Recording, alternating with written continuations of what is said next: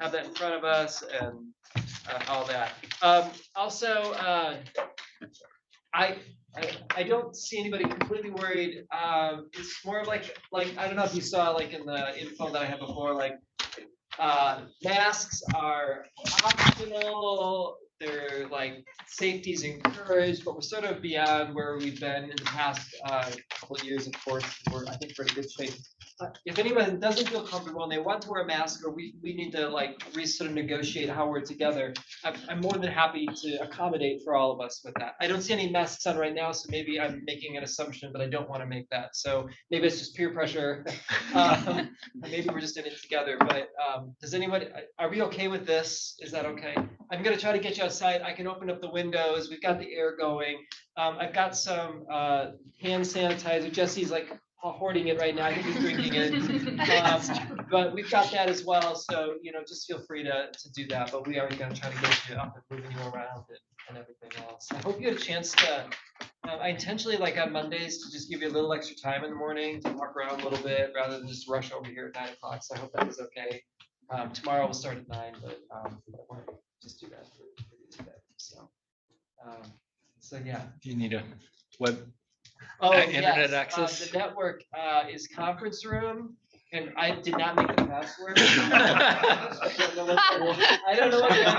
Yeah, I don't know what that means either. I don't know what they think of, the doctoral students. But I will. I'll let you do that, but you'll want to connect that way. Hopefully, you're able to plug in. I think everything should. I think it's working. Andy and I tested my computer, and mine's working. That doesn't mean yours is though. So take a minute, and if it's not working, we can fiddle with that. But hopefully, we'll be in good shape. This week, to me, is really important because I feel like it's the one time of the year we get to kind of hold space together. And I think that's really, really powerful.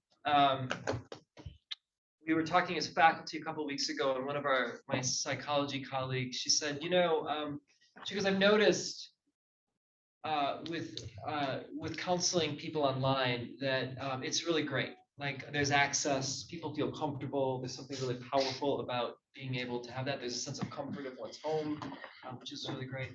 She goes, but I have also noticed that when you have to come in to a space, you have to get dressed, not just from the top up. You have to walk to your car. You have to turn the car. You have to drive a route to a location. You have to park the car, and then you have to walk to the waiting room to get ready for the counseling. And she goes, I think there's something about the brain that through those bodily movements and actions prepare you for whatever you're going to step into. It doesn't mean that online's bad. Doesn't mean that there's not advantages to that, but there is something about the practice of showing up in a space together as we all walked here to be here that maybe puts us in a different mindset. It puts me in a different mindset for this week. And so, I want you maybe this week to think about every time we kind of spill into this space every day as almost a practice. Like this, it's this movement towards something that we're going to try to do together. And we leave this place in that same sort of way as well. And it's in this hub in the middle of this program where there's familiarity through the work that we've done, but also a chance to be present with each other in unique ways. Some of us are going to be wearing bathing suits. That's just kind of that's so intimate, right? It's almost too vulnerable. I'm not going to do it. That's too much. But I do think it's really powerful that we can enjoy a meal together, that we can be together. So yeah, just remember decency. Yes. For that. So super happy for that. So again, welcome. Let me just, I have a couple slidey things here that I want to just get going, and we're going to do some introduction. This is where we are, so you know. Yeah, 729 B. Here we go. Here's our schedule for today. Hello, or welcome. I'm going to do a short reflection this morning and do that. I want to take some time this morning to just do some catch up and make some connections. I have some different questions for you than perhaps what we did at the beginning of the year when you did your videos, but I want a chance for us this morning to do that. I just feel like it's important for us to sort of catch up at least a little bit with each other so that our conversations and like moving forward aren't like, so catch me up. Like this is our chance for us to kind of have one conversation. So I want to do that. So lunch will be on our own. We'll give you some directions for that. You can go and do what you want. If you need like your own time, that's fine. If you want to go together, there's certainly places to go, but we just want to give you some time for that. This day will be a little shorter. I'll try to get you out before noon, but hopefully normally I'll give you about an hour, hour and a half, just because you got to walk somewhere and get something and everything else. Julia Atala will be here this afternoon. She's the Demon director. I think you probably all talked with her. She wants to send her greetings, and we'll have a chance for that. And then this afternoon we'll be reading our papers.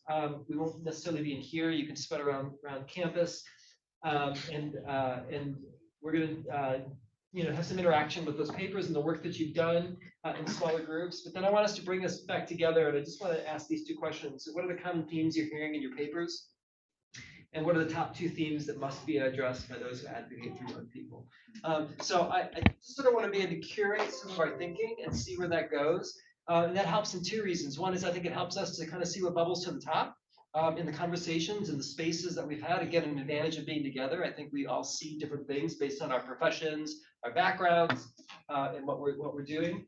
And at the same time, I think it helps us curate the class as well. Like I have a plan for the week, but also I want to have some flexibility where we just need to go and talk about things that we want to talk about. So we'll reconvene and share it as a group, and then we'll probably break around 4 o'clock. Give you a little time to, renegotiate your life and being in Pasadena, whatever you want to do. And then dinner is at Jen's and my house tonight at 6 o'clock. We generally are originally from the Midwest of the United States, so we kind of have some of that Midwest like feel in the fall. We've got like vegan chili, we've got regular chili, we've got brownies, we've got bread, we've got coffee. Well, you had brownies. Oh yeah, Andy was there. I took care of those last night. Sorry, guys. But yeah, so we're gonna do that tonight, and we'll just have a great night together, eating and enjoying that time together. So it's fun. So that'll be the first night of tomorrow. For those of you that haven't met him yet, Andy Jung, Dr. Andy Jung, Demon graduate from Fuller, colleague at FYI, ministry extraordinaire.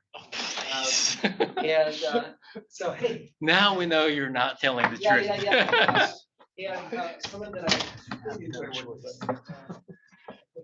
Andy and I share some similar backgrounds of ministry experience, but also academics of him. And I don't know if you wanted to say anything off the top. No, this is really bringing back a lot of great memories for me. We were in a different classroom, but a similar setup with this many people the first time that we met, and exciting. So for those of you that are in year one, you can do this, because I remember thinking as I'm sitting around this table my first year, thinking, oh goodness, do I measure up? And I called one night home, North Carolina, and I'm like, I don't know if I can do this. I don't know if I measure up to everybody else in here.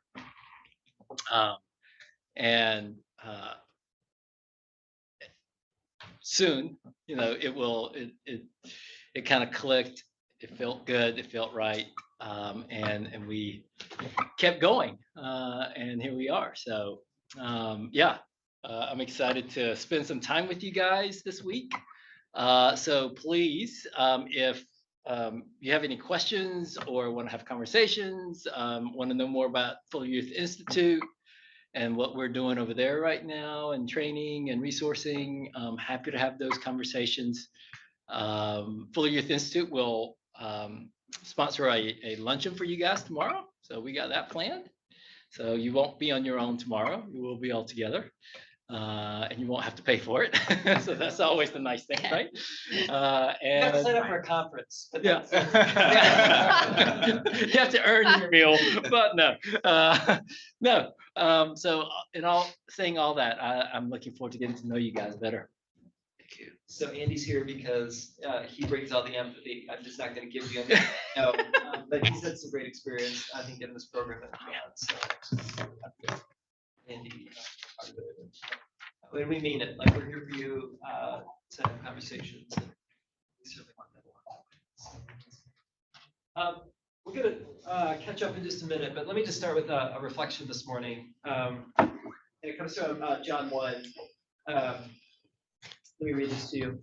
When the two disciples heard him say this, they followed Jesus. So John the Baptist is, pointing toward Jesus, and turning around, Jesus saw them following. I just always wonder what that's like. If he turns around and they stop and are kind of looking around, and then he walks a little bit more, and then they keep following him. Like, it just seems like a really awkward moment. And so Jesus finally just says, "What do you want?" And they say, "Rabbi," which means teacher, "where are you staying?" He said, "Come," he replied, "and you will see." So they went and saw where he was staying, and they spent the day with him. It was 4 in the afternoon, which is why we end at 4 o'clock. So I think what I find fascinating about this passage is that the disciples were compelled to follow Jesus, but they didn't know why. There was something about Jesus that they wanted to connect with, but they didn't know why. And I sometimes wonder in a doctoral program, even as Andy mentioned, we're compelled to pursue something, but maybe we don't necessarily know why. Maybe someone says, "Oh, you're in a doctoral program, so what do you want to do? What do you want to study?" And you're like, "I'm not exactly sure, but I got these fuzzy images in my head. I have these emotions, these feelings that are compelling me towards something, but it's still not completely clear yet." And I think that's part of our journey, is to almost live within a bit of the ambiguity, but we know that there's something that's compelling us. So I think I would just want to encourage you to say, listen to that compulsion. That, I think, is of God. And the journey is to find clarity to it. It's not to just solve it, right?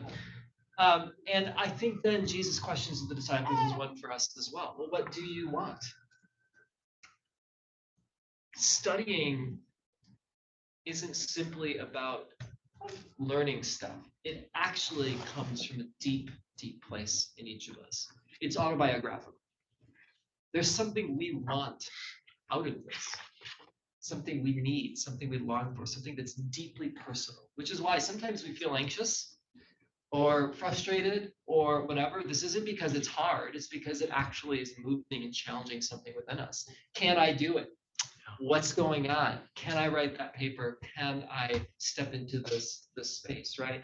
And so I think that's just a deeply devotional question for us to think about, is what do I want?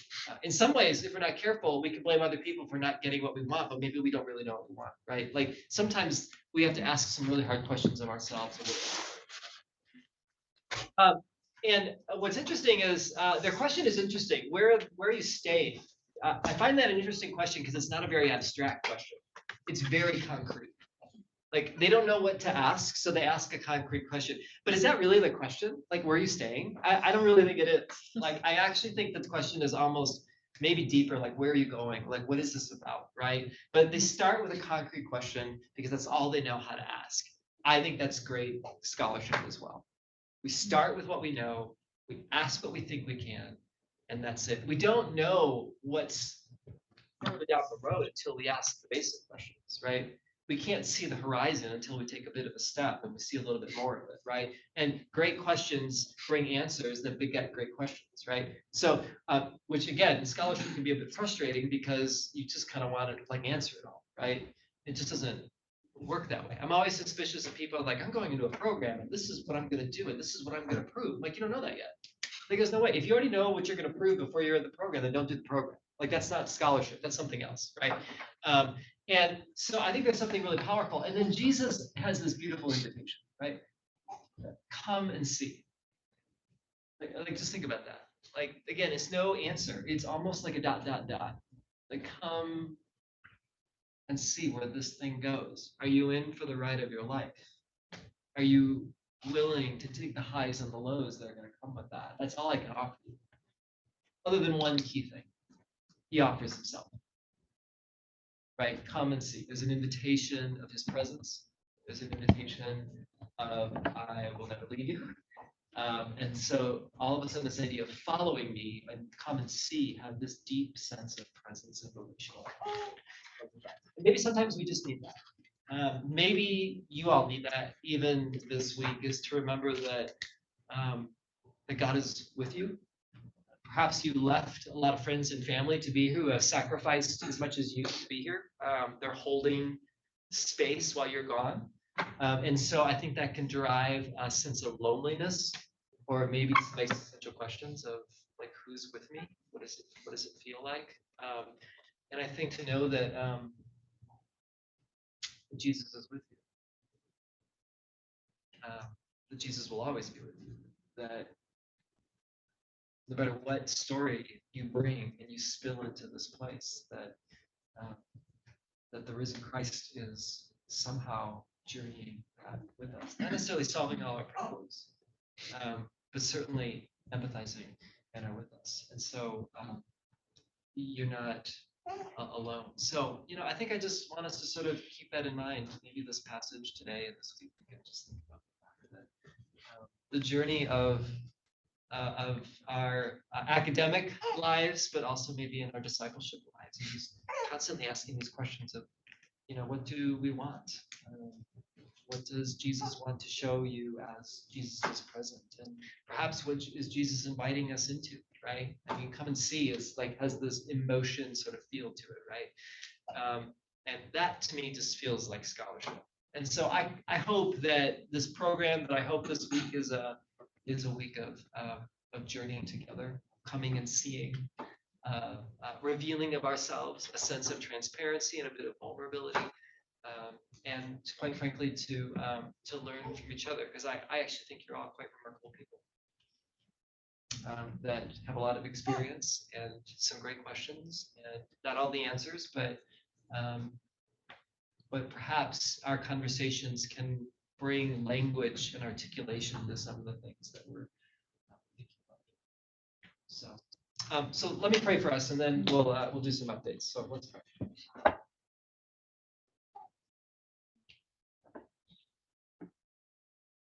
God, thank you for this moment of being together, which for this program is designed, but also feels like a luxury after the last couple of years. Thank you that we can almost all be together. Thank you for the sacrifices that have been made to get here, those near and far. Thank you for the opportunity that we have to learn together. And I ask, God, that you would bless each person here. Remind them of your presence. Invite them into where you are going. May each of us never be tired of asking or afraid of asking questions, so that we know what that next click might be in our lives. Thank you, God, for little babies. Thank you for the ways that our lives are bigger than just this class, but still a part of it. We think of Michael Salem, who is the one person that can't be here, all the way from Australia. They just had a child. We pray a blessing over him and his family too. Pray that he would feel a connection with our group, even though he's far away. And we thank you that you hear and answer our prayers, because we pray them in Jesus' name. Amen. Okay, good. Well, hey, what I'd love to do is, I couldn't fit you all on the screen. That's not like the favorites are not on this. Should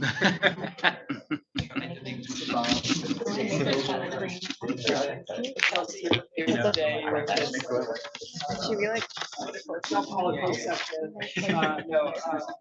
but here's what I want to do.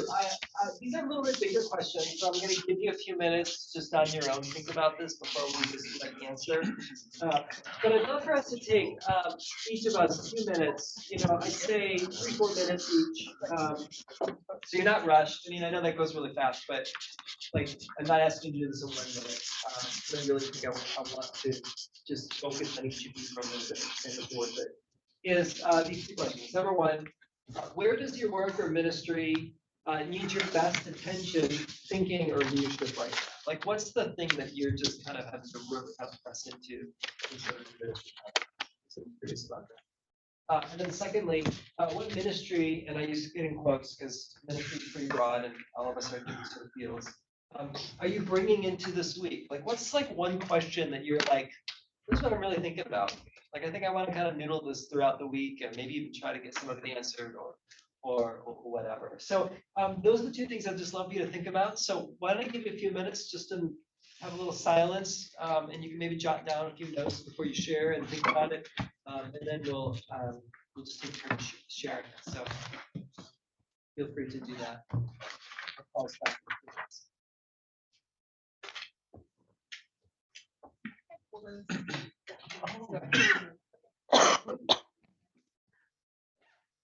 Oh, good. There's a thing. Like, I was ready to see you jump, Steve. That'd be good. Zach, do we need to do more? What do you guys think?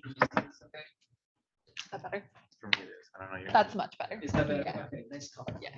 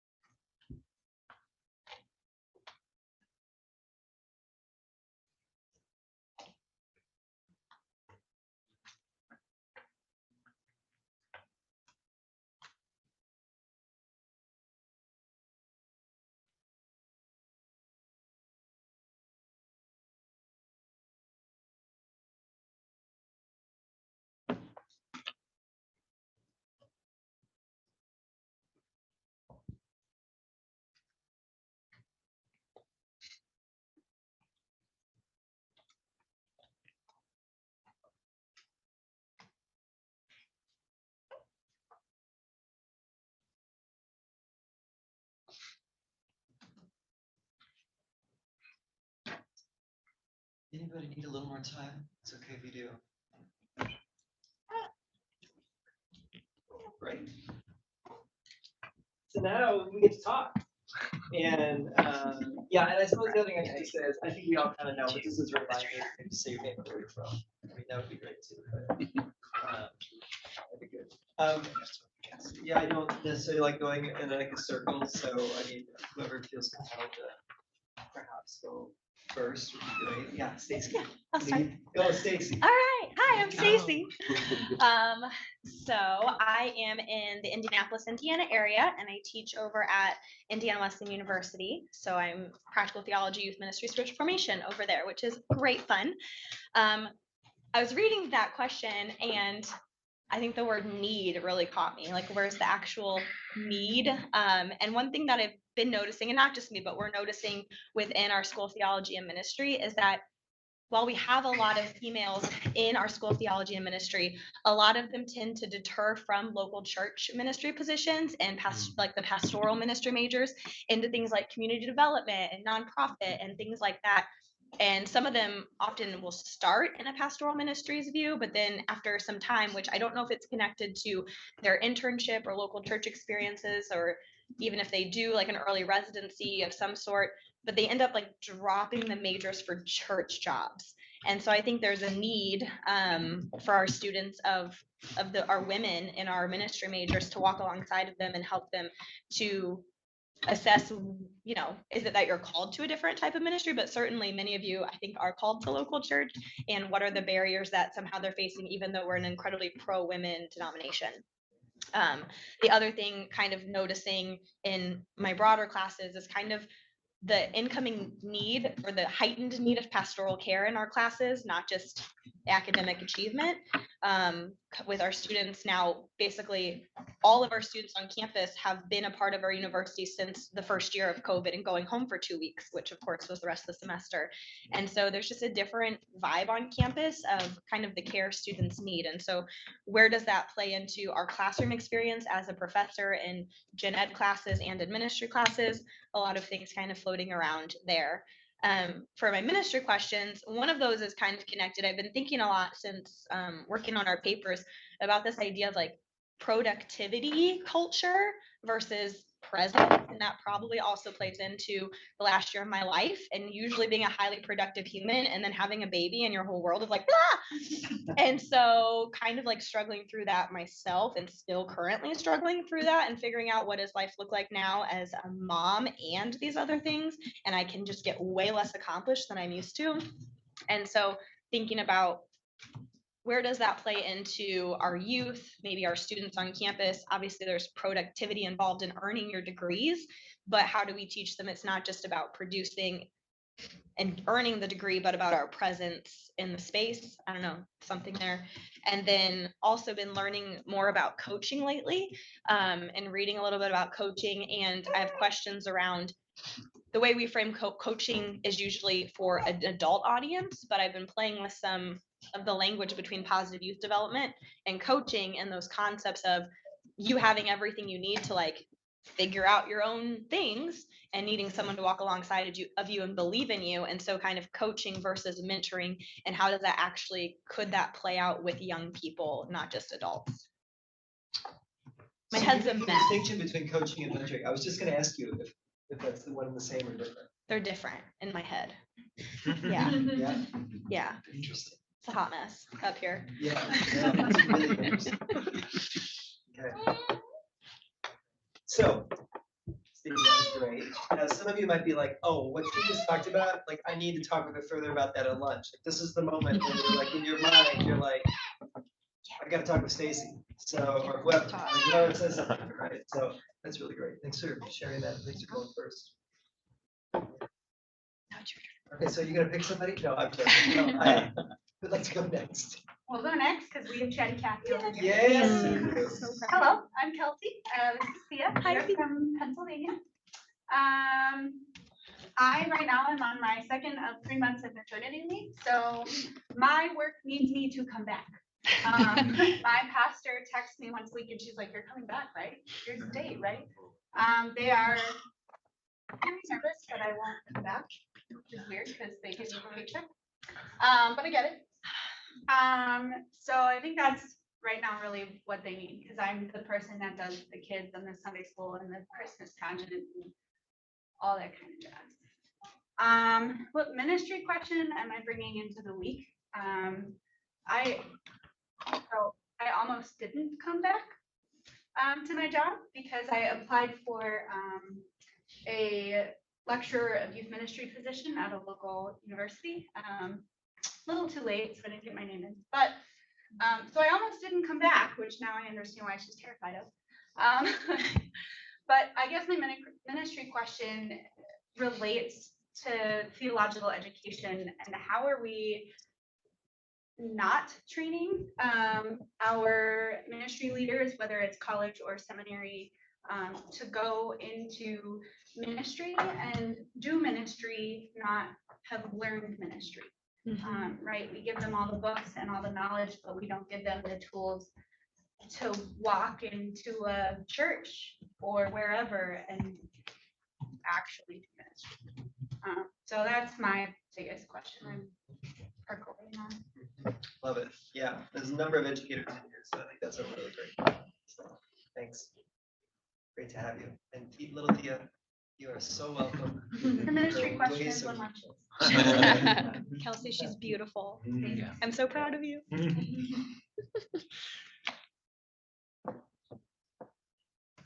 I'll go. Jeremy Morlock. I'm just north of Baltimore in Maryland. I've been thinking a lot about, from our readings about like technology and hybrid models, and especially how we use social media. It seems like my peers, my generation, uses a lot of like wide interaction social media. So like Instagram, for example, anyone that follows you can see what you put on there. While the young people that I work with, they either use social media as like consumer, like so TikTok, maybe like 1 in 20 actually posts anything on TikTok, but the majority of them are on TikTok and just watch. Or they use social media in like these really small segment area of things, like private stories on Snapchat, or like I don't know, doing group FaceTimes with some friends. And so there's not a wide reach to the way that they use social. And so I've just been thinking about like hybrid models of ministry and how hybrid models are really set up for my generation, but not for younger generations because of the way that they use social media. And so I've been thinking about that. And then also just kind of like how agency goes into social media and like how social media is a tool of voice, but how young people, because of the way that they are using social media in these like small groups, don't have a chance to really push voice outward and push agency outward outside of a really small bubble. And so I've just been thinking about those questions. Thanks, Jeremy. Yeah, it's really interesting.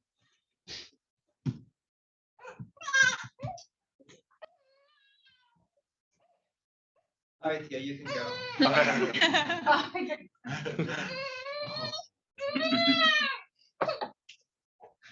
Okay, kia ora koutou. My name is Sam. I'm from New Zealand, live in Auckland, which is our major city, and I lecture within youth ministry, and yeah. My video, do you want to know more about?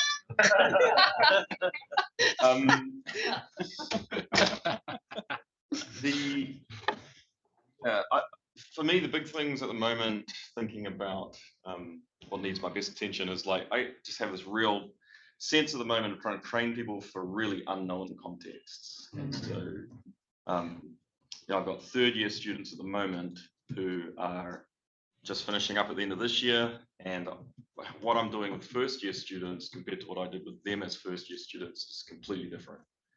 And so I'm like, man, have we actually prepared them for what I think they're going to need when they head out into ministry, predominantly in churches and schools and not-for-profit organizations working with young people. And so that's a big question for me at the moment that I'm trying to spend some time really thinking through. And then, interesting, Stacey, your thing of like just the brokenness, I guess, of like people that are coming to train, that's just massive at the moment. Like just noticing, like I've been in my role for 12 years now, and when I think about the level of anxiety and depression and like needing clinical input, it was much lower compared to now, and well, compared to 4 years ago, and then compared to now, even more stark the difference of like the level of brokenness that people are bringing in who are, sort of, 20-year-olds coming in to train for ministry, and they're just the world that the way they're experiencing the world is just really very broken, and they bring a lot of hurt with them. And so trying to figure out what that looks like to be confident that they are ready to serve other people in a way that's healthy and whole enough. And then, yeah, just thinking about what ministry question you bring into this week. I don't really know. There's just so many things swirling around. I think just top of mind as I think about that question was just a brief conversation yesterday about, in my context at the moment, every class that I'm teaching is now synchronous live in person, synchronous live on the screen, and asynchronous students who engage with that class after the fact. And so when I think about that in terms of all the readings around, good learner-centered engagement, and in my context, we have a concept of ARCOR, which is an indigenous principle from New Zealand, and it's very much about the teacher-learner, that we're all learners and we're all teachers, and what does that kind of look like? And as I think about trying to do that in that kind of environment, synchronous, live, online, and asynchronous, it's a hot mess. Yeah. My head is a hot mess. So, it's just, especially coupled with that real trying to get people engaged in the learning, not just for the learning's sake, but because it matters. And it needs to form them and shape them, actually. Yeah, there you go. Yeah, we'll figure that out for the end of the week. So that's what I'm here for, Steve. Just, can I just ask as well? I don't know if this is appropriate, but obviously Steve Mackey's not here as well. Has he finished up? Yes, Steve needed to take a break. He wrote a book, and that Yeah, was and then he went on tour, and that was it. So, you write a book and go on tour, then you can, otherwise you can't. He is really disappointed. I am. Oh, it's me. Yeah, so sorry. It was the most American-able of you. He really wanted to meet him. We didn't want you. So great. Now I want to meet him.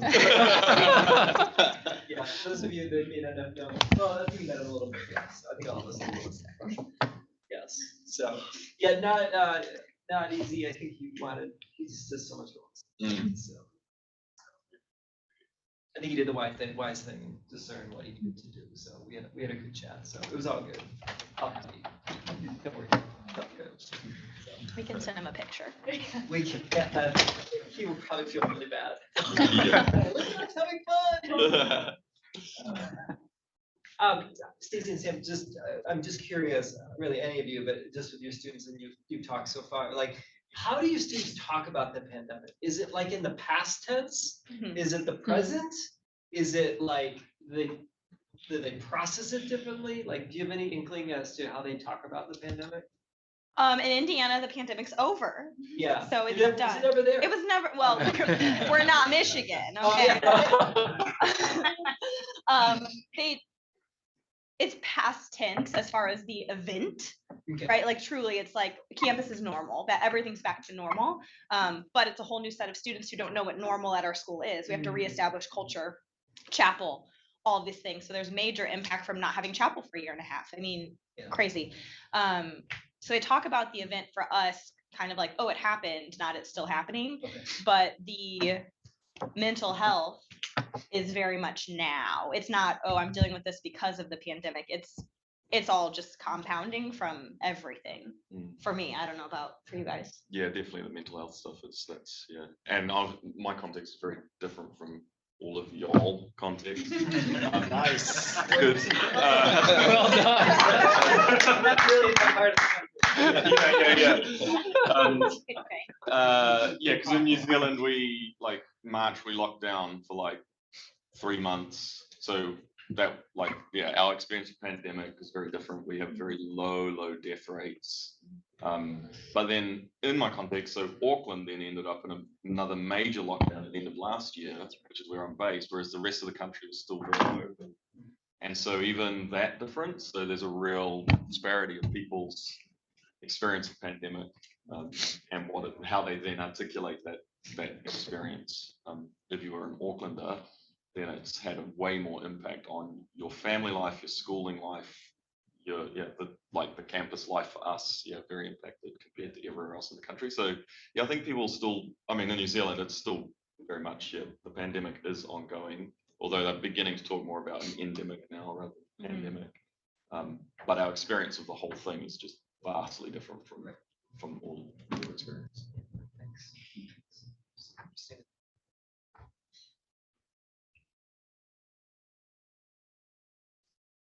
Go next. I'll go next. Okay, great. I think that when I think about where I'm struggling with right now is just kind of I've been a youth pastor for almost 30 years now, and with the pandemic, it's the post-pandemic realities that I'm dealing with as far as like how do I handle kids that are coming into youth ministry or getting ready to go into youth ministry, because I realize like with the younger kids, like 4th grade through 6th grade, we've been treating them as like older elementary, and we need to start treating them like post or pre-youth group and look at it that way, because my incoming junior high was really small this year. And I think part of it has to do definitely with the pandemic, but also how we look at those in 4th through 6th grade. And then the other end is college students, where I think because of a lot of the reading we've been doing, I tried my first college mission trip this summer, and that went over really well. And that Because really, of the class. yeah, well, a lot of the readings that we've been doing have really pushed me to kind of not just let the college students disappear off the college world and never connect with them again. So I thought we'd try a mission trip and see how it goes, if it keeps them together. And then we had a conversation debrief at the last night where, like, what does college ministry look for you guys? You know, what do you want out of this? And so we had some really good conversations, and I think we got something going now, and that's exciting. And then the other big thing, if you're paying attention to the United Methodist Church, it's just they're splitting over the LGBTQ issue, and that's a big issue right now. It's really, really big in the Methodist Church. As far as some churches wanting to disaffiliate and start their own thing, and we've got different variations of what that looks like, as well as those that want to stay United Methodist. And so that's a very big issue right now. And then I think the ministry questions that I'm wrestling with is how can we use, based on the readings that we did, how can we use tech redemptively for ministry? What does that look like? And then post-pandemic realities, how do we rebuild the ministries? Because it's like the strength of my ministry right now is definitely freshmen and sophomores.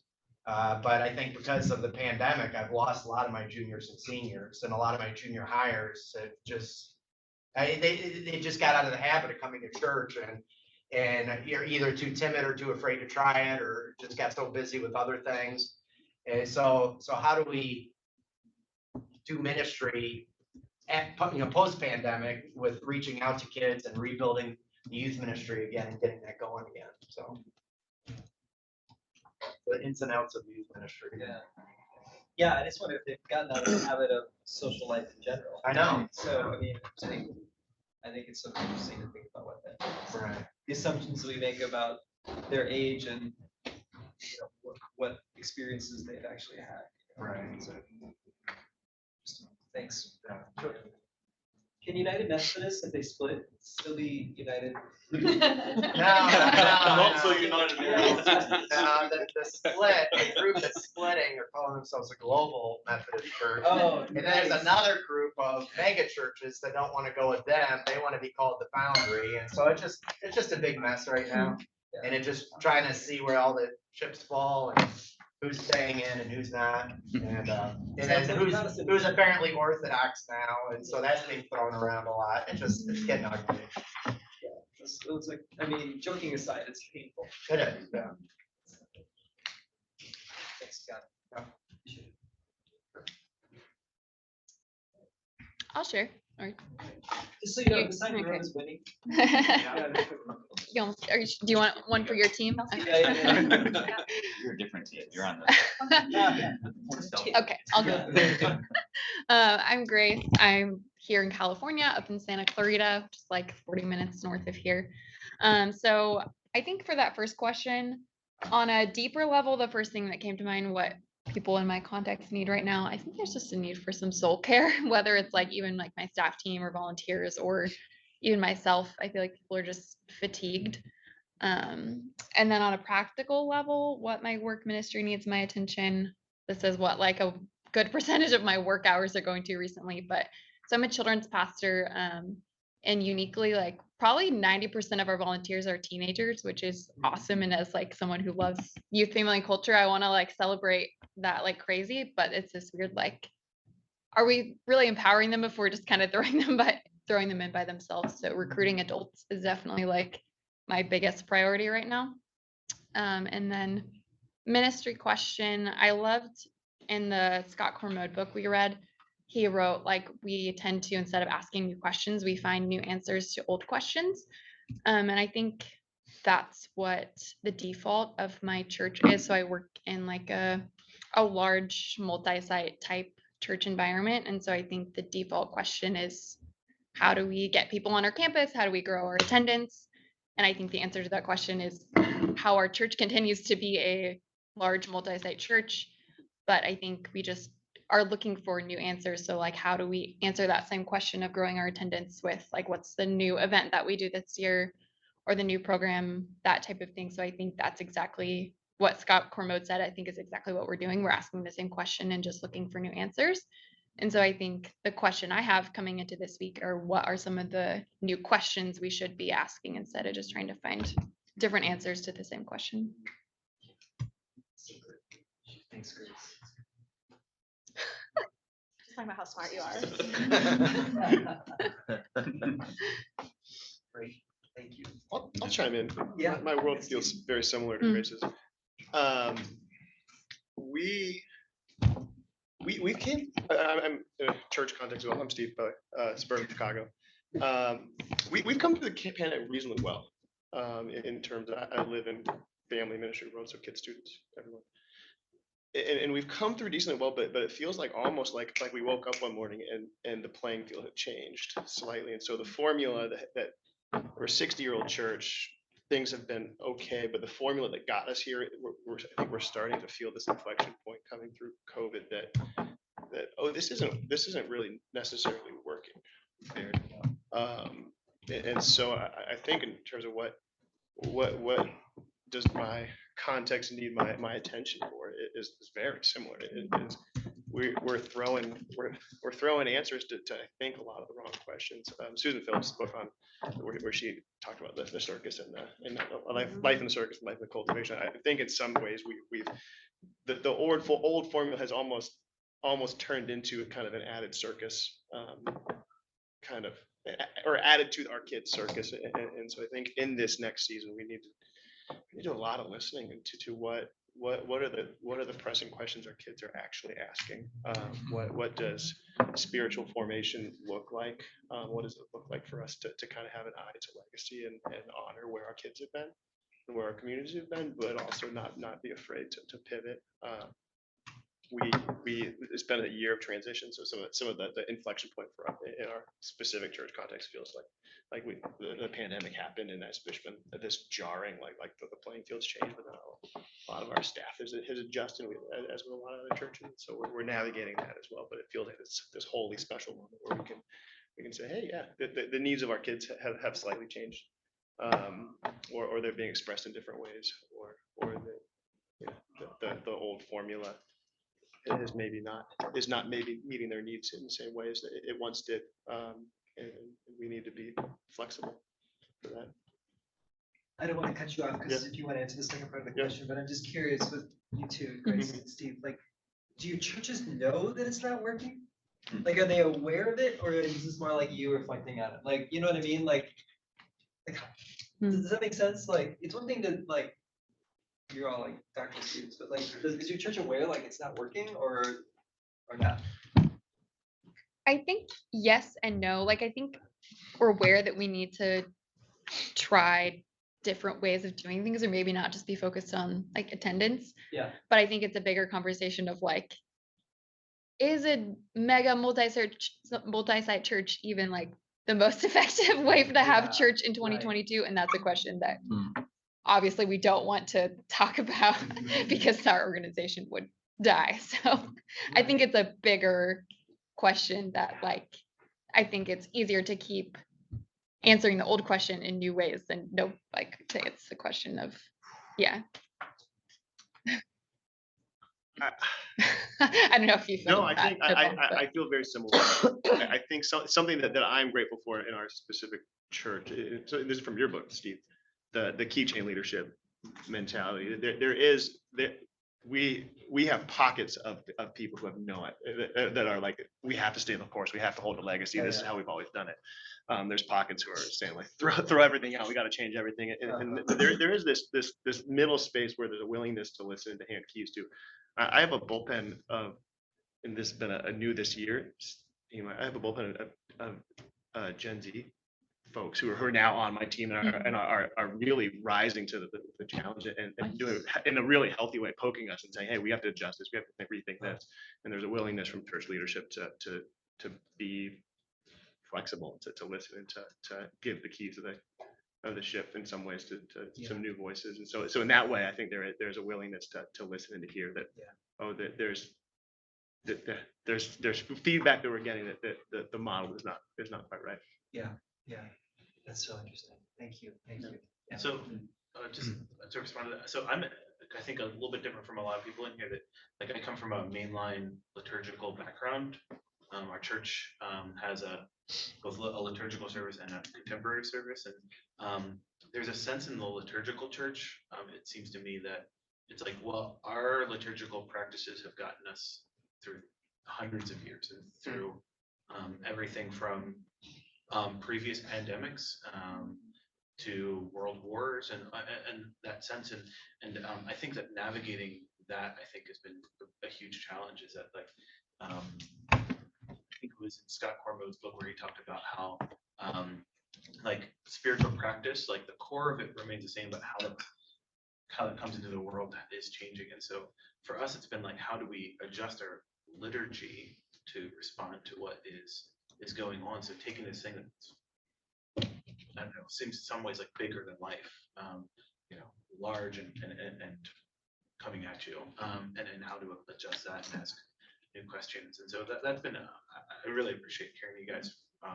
and like that willingness to move, because that's just something that I'm not feeling right now from my tradition. It's like we've gotten through this stuff before.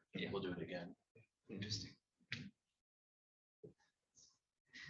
I want to give you a chance if you want to answer the second part of the question. Yeah, and I'll be brief. I've been long-winded already. I've been really Susan Phillips' book on life in the circus and life in cultivation has been something that I've sat with probably the most. I'm poking on, and this lives as a hot mess also,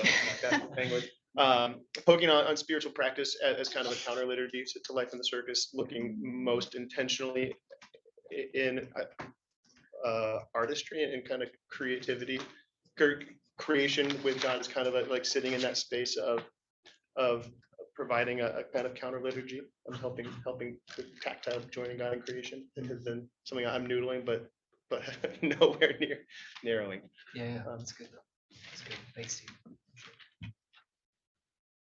I can go next. Get some points on the side. Yeah, that's right. There you go. Yeah. It's some of the things I've been going through my head are kind of related to what you guys have just shared in terms of not the unwillingness to ask the right questions, I guess.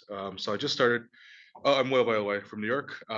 Just moved back to New York. My family from Toronto. So in Toronto, I served in a Chinese church, 3 language groups, intergenerational. You have grandparents, parents, children, and on Sundays and doing ministry together. Similar context currently. Just started in September. 3 language groups, smaller church, but it's the same idea. You have grandparents, parents, children in the same building. And it was interesting. I had my first meeting with the youth team just when I started. And it was very stark, the difference in how the different generations were seeing ministry. And even the way they were sitting in the room, we were at someone's house, and you have these older folks on this side, the younger folks on this side. I'd asked them like, hey, what is your hope for youth ministry? Like ideally, what's your dream for youth ministry? And on this side of the room with the older folks, it was like, I would like to see them coming to Sunday worship. You know, they're coming on Friday, they have to come on Sunday. Worship is important. We have a goal of 50 conversions. How about we have a similar goal for the youth ministry, 10 conversions, that type of thing. And on the other side, for the younger people, they were like, I just want to learn how to talk to the youth. Like, I want to learn how to be present. I want to learn how to talk to them so I understand them. And I felt like that was kind of almost a perfect illustration of some of the differences in the way that these different generations were thinking about youth ministry. On the one hand, it was about production. It was about how do we keep the youth busy.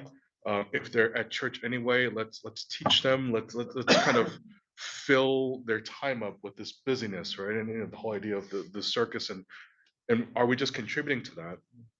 And no one, I think, in terms of asking new questions, maybe they're kind of getting at it and they're identifying symptoms where they're like, and this is across the board, even for older ministries and ministries with older people in them, an older demographic. You know, they're saying things like, oh, we're quote unquote losing people. We don't have enough people serving in ministry. How do we get people to be more invested in their faith?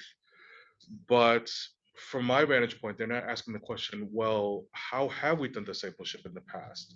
Are we willing to evaluate some of the things that we've done in the past and ask some of those hard questions? And if it wasn't working, are we willing to go in a different direction? And they're not necessarily willing to kind of ask that question, but they're just kind of approaching from the other end, like, well, how do we just get back to the, you know, how do we make ministry great again? How do we make our church great again? How do we make youth ministry great again? And I feel like it just kind of it just permeates a lot of the conversations and a lot of tensions that I've been feeling between younger people in ministry and some of the older folks, right? How to make it all better again. So I think in terms of attention thinking leadership, is there an opportunity for me to help people navigate that, perhaps to bridge some of those expectations? And is there a way to even synergize some of that? Or is it, we thank you for all that you've done, but we need to go in a different direction? You know, maybe that might be the way to go. But what are some of the questions we need to ask regarding that? In terms of ministry question, I don't know if this is exactly a ministry question, but I feel like the pandemic and the fact that we were forced to stop, I feel like it was an opportunity for us to reset a little bit. So what are some of the things that we can perhaps lean into in terms of whether it's a new ministry model or whether it's to kind of rediscovering some things and tweaking things a little bit in terms of ministering to the youth, that it's not just about, in my context at least, it's the parents come, grandparents come, hey, I'm going to put my kids here and they're going to learn everything they need to learn from the church and they're going to be okay. And I'm like, no, that's not what we're here for. And I'm here to help you as families and as parents and walk alongside you, because the hard work for discipling your kids is you during the week. So how might we help them to see things differently, where all along they were kind of in this mindset of, I'm dropping my kids off, everything will be okay, and you give our kids back to me and they'll be good, right? So those are some of the things that kind of are swirling around in my head. Yeah, hot mess is a good term for it. It's just, it's all over the place, but hopefully some things will kind of come out of it. Yeah. Thanks, Will. Appreciate that. Which part of New York are you in? I'm living in Brooklyn and I'm serving in a church in Staten Island. Okay. So grew up in Manhattan, went to school in the Bronx, lived in Queens for a little bit. So I can say that I have been in all 5 boroughs of New York at some point. Yeah, I don't know if that means anything, but yeah, it's kind of cool. But Your coolness factor. Sure. Yeah, you're wearing the clear shades, we're good. I'll go next. I live outside New York City, Okay. so this is all new to me. I'm like, it makes sense. Staten Island is 2 hours in rush hour versus Sure. the Bronx. Yeah. It's just across the GWP Okay. for us, which is George Washington Bridge. New context. I grew up here in Southern California, did ministry here, and now and very, very different in the Northeast. As the famous Hamilton play says, everything's legal in New Jersey, including honking at you because you're doing the right thing while driving. Probably the biggest, so I'm Drew, and we need volunteers bad, so that's kind of a big thing. We're a multi-ethnic church, yet there is a struggle, I think, for homogeny. There's a huge Korean American group of people in the church, it's predominantly probably about 40%. And so they tend to really like to stay together. And my lead pastor, who is Chinese American, basically made it a point to say, Drew, you need to look out for the white kids because they walk in, don't know how to deal with the fact that they're like 20% of the kids, and say they don't feel connected because they're going from in their schools predominantly white to now multi-ethnic, and that's not normal for them. And so if all these Korean American kids are just, you know, playing together and not even noticing them, they kind of disappear. And so it's a very different context. And it's like, basically what he said is white people don't do well when they are not the majority. I'm like, fair enough. I would agree with that. So that's a big thing, just hospitality and outreach. And then we're trying to really, we're a very discipleship driven church, small intentional groups. But so do that in youth ministry and then develop a service culture, because the adults are like, oh, youth, they do their thing. And when I said, oh, well, youth can serve for this, they're like, the youth, we never thought of using the youth, which is kind of nice because they're not asking me to mow people's lawns.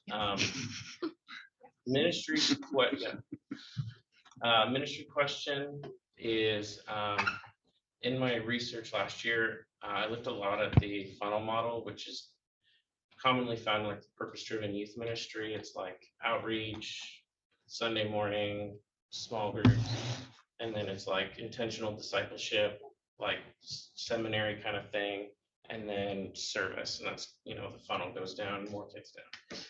And I found that a lot of churches, just in research and being involved in all those Facebook groups on youth ministry, there's like a point that seems to be like a stall where no one goes. They're like, doing one-on-one discipleship is a cool idea, but we don't know how to do it. Or getting youth invested in the church, we don't know how to do it. It's a cool idea. And it's interesting that this model that is so popular and people are always asking questions, and it's put out really by DYM, is out there, but yet it seems like there's this point that we're really good at the me, like I'm going to feed you scripture and messages. We're going to deal with small groups together, do big fun events together. But when it comes to I'm serving him, I'm learning to be in intentional community to be discipled, and it seems that that doesn't exist. And so I'm really curious to see, kind of coming back to, does this model even work anymore? Or has there been research on this model enough to say, why is it so popular? And is it needed for 2022? And if it is, how can it be fixed? And if not, we need to really be asking new questions. And so that's kind of where I'm at right now. And so, yeah. Glad you got settled in a new place. Yes, thank you. And Steve gave me a recommendation, so that helped. Got me in the door. Thanks. It worked this time. I'm like 50%. I wish I knew that before. Great. Yeah, great. My name's Dane. I'm from Charlotte, North Carolina. Which, Sam, if we eat together, I can give you proper context for the use of y'all, all y'all. We can go through all that. But I've been serving there for 6 years now. Which, for those of you that have served in a context for about that long, you know that that's when you start to hit that like point where all of your kids have only ever known you as their youth minister, and so you feel like you can start to lean into a different gear in terms of like trust and honesty. And it's interesting that's come sort of right here during the end of the pandemic, as we're all talking about wanting to do new things and breaking molds and you know, trying different stuff. And so this experimentation, creativity are things that I've been thinking about. But I've found myself, you know, trying to think of this, how do I do youth ministry and how do I sort of lead the charge in a new direction? You know, how do I make youth ministry a mini model of what the church, you know, could be, when I'm leading from, quote, the second chair, you know, not being a lead pastor, a senior pastor, that can make sweeping change to, you know, a local church. How can I do what I am from where I am, and even if it's being creative and failing in that, showing that it's okay to do that, you know. And so there's this, it's kind of what I'm processing in my own ministry context right now. But one of the models that I've been thinking about doing research, mostly through interviews and talking with peers, I've been talking with friends of mine in the Pacific Northwest, in rural Virginia, and in like urban Atlanta, who have been, their churches have been changing a model as they've seen their budgets decrease and their attendance decrease, and the needs grow. You know, I don't know how many of you all in the room are a minister to youth, and you know, but what would it look like to have church staffs that really focus on the present needs of their context, and their churches and their neighborhoods, you know, where seemingly nobody has a title of like, you are the youth minister, and that is what you do, you know, you are the children's minister, and that is what you do too. Okay, we're all going to be ministers for what is needed, you know. I had a friend that worked in Atlanta, and he said, yeah, we didn't have any young people showing up. And then all of a sudden, like, we had like 8 or 10 of them. And so he's like, so I just decided that my efforts for this season were going to be to lean into being the youth minister, you know. And one day they may graduate and they may all disappear, and I'll focus to what else is needed within the church. And that's such a scary but interesting thought that I had, and you know, talking about leadership and talking about these questions that we have, and just knowing the context of my church, but I assume that's for many of us that work for the local church. Could that be something exciting or new in the future? So the questions I'm asking myself really are they're not related to that, but how do I thrive in the second chair? How do I model what could be in the context of youth? And then also a question I think I'll probably, I suspect I'm not the only one that's asking this, is how will I and how can I sustain myself in this next season of ministry? And I realized more and more over the last 2 years that every time I saw articles about like mental health, I'm like, I wasn't quick to dismiss them. I started to read them and say, okay, this is me, you know? Yeah.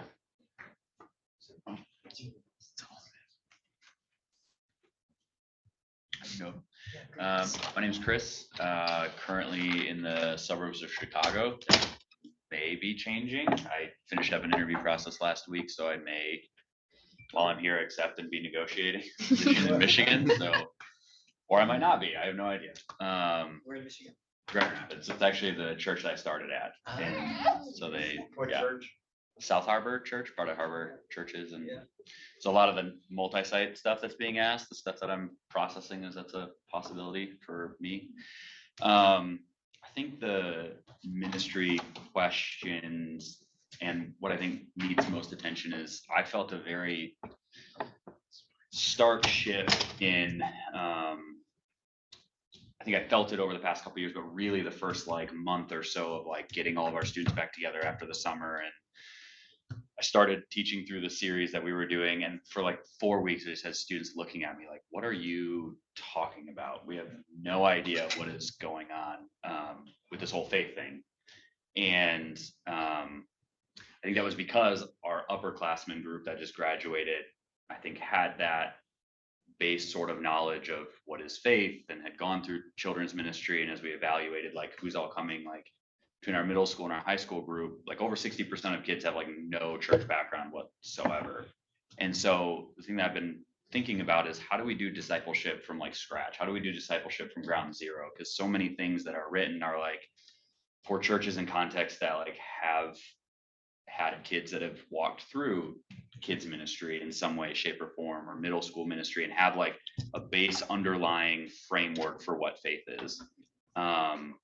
And I looked around the room last week Sunday and said, okay, we need to make a shift. And we really have to start to tackle this. And how do we do this specifically from a youth ministry standpoint? How do we walk kids from like not even knowing how to talk about hope in a meaningful way, from a faith perspective, but how do we help them start from scratch, from zero, and start to really do that? Because even our leaders who are in their 60s and in their 30s, like all over the board, have never had to deal with that before. And so how do we help them be able to disciple a student who has no background whatsoever? So I think that's a lot of and that's true for either the context that I will go to or the context that I'm currently in, whatever that looks like. So Thanks. Yeah, I can go next. Yeah. This is another Sam. Yeah, I'm serving a Chinese migrant church here locally in Southern California. So my current ministry context needs my attention is, we have a lot of second generation bicultural young people. So sometimes they just stuck in between, socially, culturally, spiritually. So how to help them navigate the questions about identity, belonging, purpose in my church context. So yeah, that's brought me a lot of attention. So the ministry question I'm bringing to the class is, I also inspired by the book, The Innovating Church by Dr. Scott Como. So I realized that, current young people, they are not familiar about spiritual practices. So how to reinvent this traditional spiritual discipline to help the spiritual formation of the young people in current situation, current context is what I'm also I wrote a small paper, but I hope I can dig deeper on this issue. Yeah, great, Sam. Appreciate it. So good to have you. I'll go. Yeah, that's So I'm Taylor Cockrell. I'm from Fort Worth, Texas. You win the prize for the most stickers on your computer. Yeah, thank you. It plays well in Texas with all the Texas stuff I have on here. I don't know how it plays well. I'm taking the show on the road, so we'll see. Yeah, one of the big questions, well, actually, sorry, one of the areas of need that I'm feeling right now in my context is we're moving our church model from a church that meets mostly, on Sundays and in a smaller group on Wednesdays to a small group church that also meets together on Sundays. And so doing that, walking through that kind of transition with leaders who are, as some of you mentioned, already exhausted from, spiritually from going through a pandemic and helping navigate a church through that, to now we feel like this is, the right time to do this, but doing that with leaders who maybe need some spiritual care.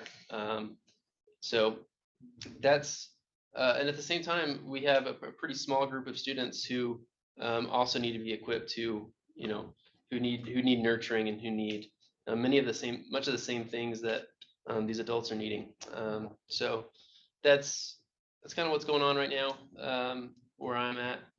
The ministry question that I'm bringing into this week is what the cool thing about my ministry context, I think, is that, and it's different than where I've been before, is that I can really do or talk about anything I want. And that's unique and fun. And I have a group of students and parents who, that's kind of why, they're at this church. So to be able to ask difficult questions. So I want to talk about doubt more with our students. I don't usually title my Sunday morning classes, but this past week I called it Taylor's Big Bag of Doubts, and I had them reach in. And so I was open first with the doubts that I've faced on my spiritual journey, but I don't want to make my doubts their doubts or anything like that. And it's kind of a scary thing to talk about. Part of, I think, what influences that is having friends of mine who have deconstructed their faith and walked away from it and not been able to put it back together or not had a resilient faith. And so how do I talk about this issue with students? How do I get them to vocalize really anything about their faith, verbalize it in their own words, much less the doubts they're experiencing? So those are some of the questions I'm bringing into this week. So. That's great.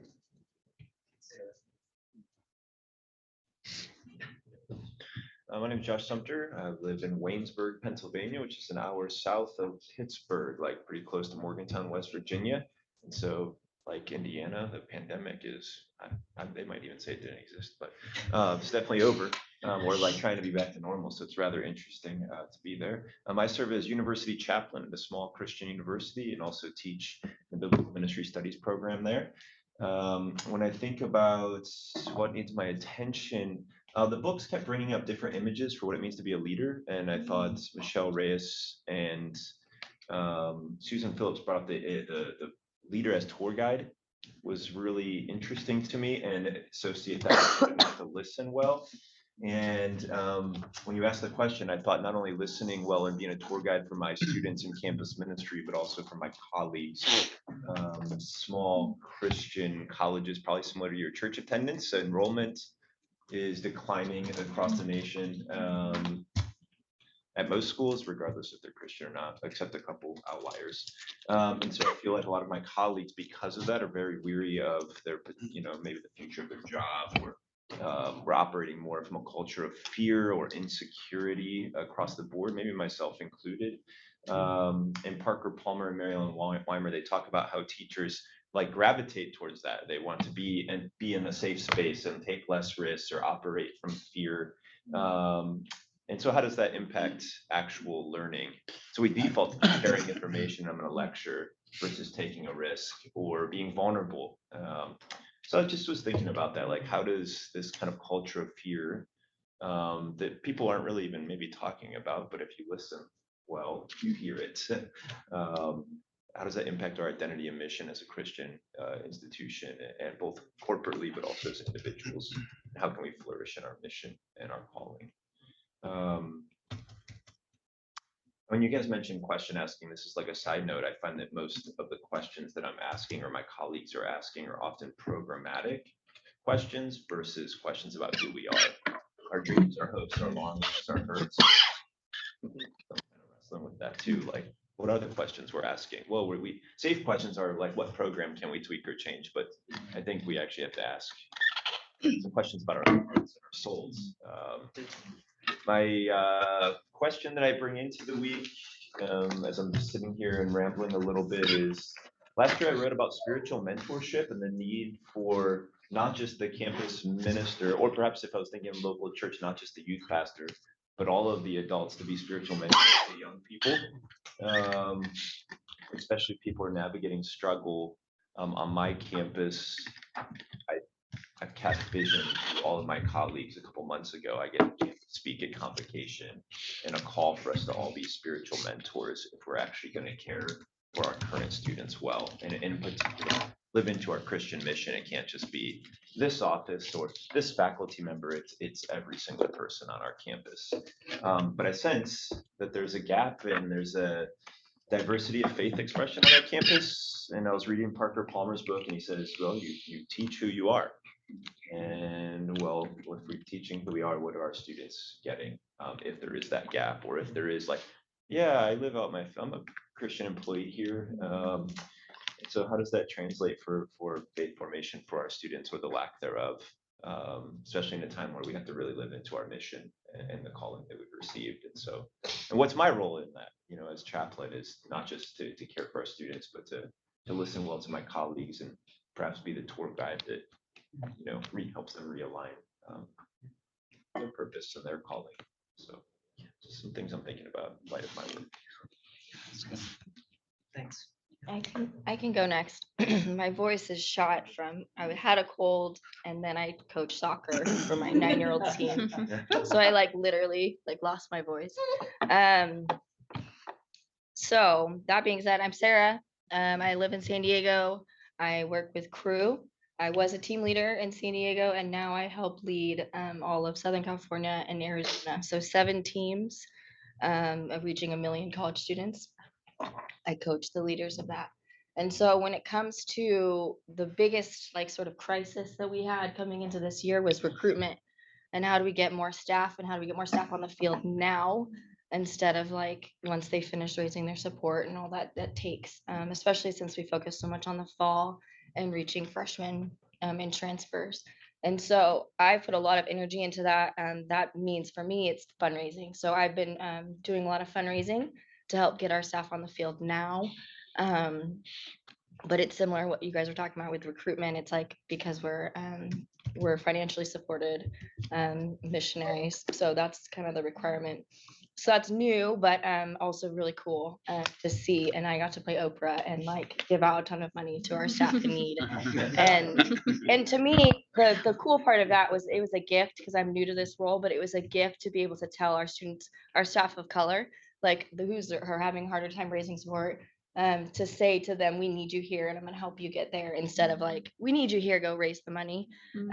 So yeah, we'll still have to raise the money eventually, but to get them on the field now, to give them vision, to give them hope and to keep them on the field, wanting to come back. And so I put a lot of energy in that and I'm continuing to do that because 1 million college students, we have a little around 40 staff to reach that many students. And so we're trying to figure out ways to be creative on recruitment and getting these students to consider joining with us to intern or join staff. And fundraising is a big part of that. So that's unique in my setting. I think the second question, for me coming in, and this is what I wrote my reading paper on, is how do we move our large group settings, like our meetings for the whole of campus, which traditionally has been, teacher centered with a talk. How do we move those towards learner or subject centered? And we've been shifting those in a lot of our meetings, and especially like UC San Diego, University of California, San Diego. We did that this last week, and someone got up there and like started the conversation and asked the right types of questions, and then led them towards actually thinking about really applying and doing more learner centered, creating agency and how they think about their own faith, creating a more diversity in the types of ways that we approach these subjects of faith or whatever the context was, helping create these students become more self-feeders instead of just passively listening. And so we've even seen like this last week with this meeting, we had students who came to this meeting, maybe for the free Chick-fil-A, but like they came to the meeting, they're willing to sit there.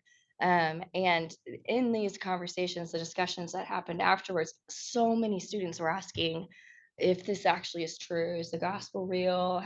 He talked about the idea of everyone is allowed at the table. And do you guys actually believe that? Like the gospel is open for all.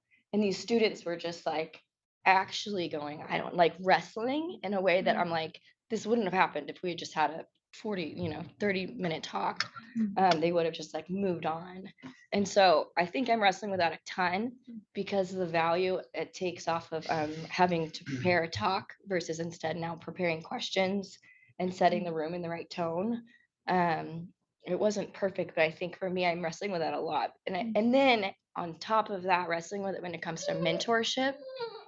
So we do a lot of discipleship in Crew, evangelism and discipleship. And so the second half of that, when it comes to mentoring, it's sort of always been this, the banking system of education. It's been once you learn the following things, you're good to go. But as we're working towards agency, I think that like part of me is wrestling with this a ton, like especially with working with our Latino students. I also mentor students at a high school, primarily low income Latino student population, and helping them learn agency and learning how to understand the Bible and understand their faith on their own. It has to be more learner centered instead of so subject centered. So teacher centered. And so I think I wrestle with that, but then I wrestle with like when you kind of give them the opportunity to come to the table and what do they have, they just kind of sit there. And so I think I'm wrestling with that a lot of like, how do we actually create agency when they've never been given it before, like at all? No one's ever cared. People always just tell them what to do. And so that to me is like, it breaks my heart, but it's also like, how do we move? How do we actually like get people and get these students to what input do you have? And they're like, don't, but like, actually, what do you think about this? So there you go. There you go. Small things. Yeah, thanks. Thanks for sharing. Okay. What did you call what you wear in the pool? Swimsuit. We call them cozies in Australia. Just a word for everyone. We call them togs. Togs is also okay. Cozy? A cozy. Yeah, COSSIE. Okay. Yeah. It's amazing. Oh, okay. So weird, man. Yeah, I think Well, you it could wear derives that- from you could wear cozy. that too. We got this thing over here called the Snuggie, but it's not. I mean, you could wear it on the wall. I'm from Australia. I think what most of my work need at the moment, so I resigned for the end of the school year, which for us is the end of the calendar year. So a couple of things thinking about transitioning out and how I hand it over to whoever's coming next, but also that I think you get to have some deep conversations when you're leaving, capitalize on the last 8 years.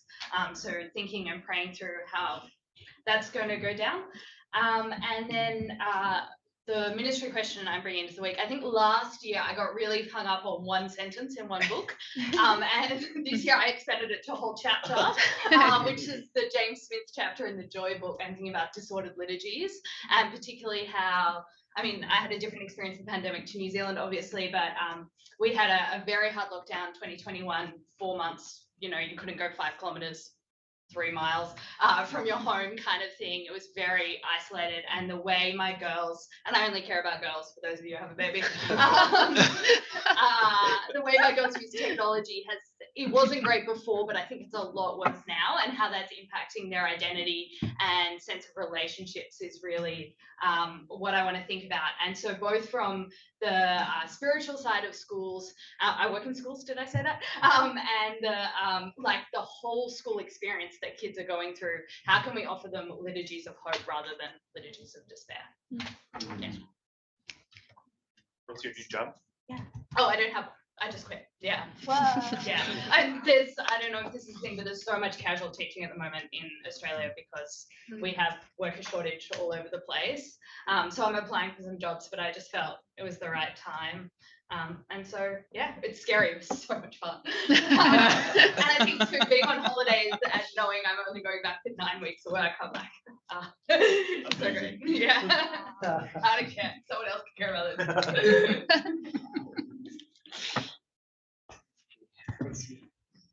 My name is Jesse. I live in San Diego, a few hours south of here.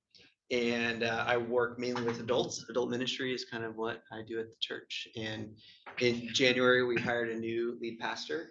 And we've been working on shifting from kind of a small group main kind of focus to a house church focus. And so one of the things, I'm actually on a sabbatical right now, a 10-week sabbatical. I just started my 3rd week, and so I'm not supposed to be thinking about these things. But when I get back, some of the needs that I see is the ongoing training and formation for the house church leaders. We have been doing that throughout the year, but how does that continue kind of in the way of Jesus? The other need that I see at Grace, the church I work at, is theology and cultural relevant issues. We're not addressing them, and I don't think that the church is doing our people a service by really directly addressing them. We're going through the Gospel of Mark, and so we're just maybe like throwing like a little thing to some of these topics, every kind of cultural topic that people are wrestling with. So I would love to have like monthly Sunday night gatherings where we really get specific and not in like we're going to answer all your questions or identify one tribe or the other, but how do we think deeply about these different important topics, cultural topics, theologically. And so those are the 2 things I see as needs when I get back. The thing I'm thinking about coming into this is, so my main question and target that I've been working on in this program has been sexuality and youth, young people in particular. And so the 2 kind of targets I've been thinking about for this year in particular, I mentioned it in my welcome video earlier this year. One option is So when I'm done with the program, my family's and I are planning on moving to Spanish speaking country for a couple of years, somewhere in Latin America. And so how is young people and sexuality being like what's happening in the Spanish speaking world? Just, I know it's a large world, but specifically there, and how is the church kind of addressing it? That's one potential study points. The other one, through some stories I've just been hearing different people share, really, how does the online world shaping young people around sexuality and relationships and stuff? And so that is potentially the other topic of study for this year that I'm just kind of bringing that question in, which one of those two spaces, because I do think the online world is deeply shaping and forming young people sexuality and stuff. So that's me. Excited to be here. Go next since we're here. I'm Jean Paul, and I'm from San Pedro, California, which took the 110 just to the coast. That's that. And honestly, I always have questions. Like, there's so many things. I'm like, oh yeah, I want to ask that question now. But I'll try and narrow it. The first thing is, what does my ministry need? And this is actually something that's been like a cyclical thing that I've noticed, but and it just comes up every now and again, and I feel like it's coming up again. Is what does it look like to be with young people, kind of in this way of if I'm saying follow me as I follow Jesus, but I'm not with them enough for them to see, or for them to see how I follow Jesus, minus these like 1-2 moments a week that are brief, and that would be amazing if it was 1 or 2 moments a week, if that. So yeah, this idea of like, am I spending enough time with, I mean, I feel this way about just being a pastor in general. Am I spending enough time with people, even though my whole life is spending time with people, enough time with a concentrated group of people besides my family that I can even model it. And some of that came from the readings of evangelism from Priscilla Pope Levison's book, and like that lifestyle evangelism little sub chapter. And I just was thinking about, yeah, this is kind of an interesting thing to teach if you're not like almost living with them. And I was thinking about my days, I lived in a house with crew guys, and you're just like constantly living like college days, you're just like in it, and it feels like, oh yeah, it's working here. We have people in our house all the time that are in a ministry setting, and you're just spending every waking hour with kids you're discipling or not. But then you kind of have a family now, and I'm like, oh, I don't get that much time with the kids as I think. And so I've been thinking about that and what do our kids need. And I've relied a lot on parents, training parents, because I'm like, they're the ones. But then I've noticed an influx of, we have a lot of kids in broken homes and foster youth that have come in this last year.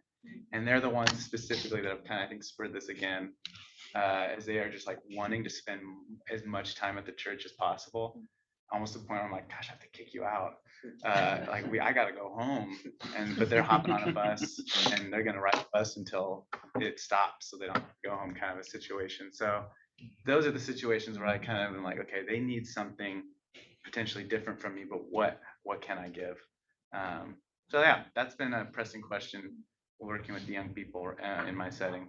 And then the question I have, or I'm bringing in this week, this changes all the time too, but I've been thinking about our young people and what does it look like for them to start being the ones doing ministry.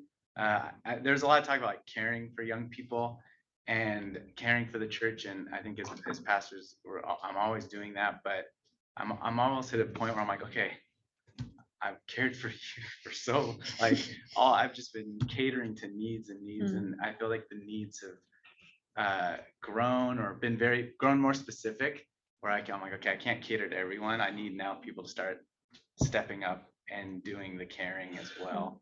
And so I think I'm looking at and I feel like the young people in our church are almost more ready at times than some of the older people in our church to be the ones to do ministry. And so trying to think about what does it look like that, flip that, I'm not the only one doing ministry, but I'm doing ministry alongside with them.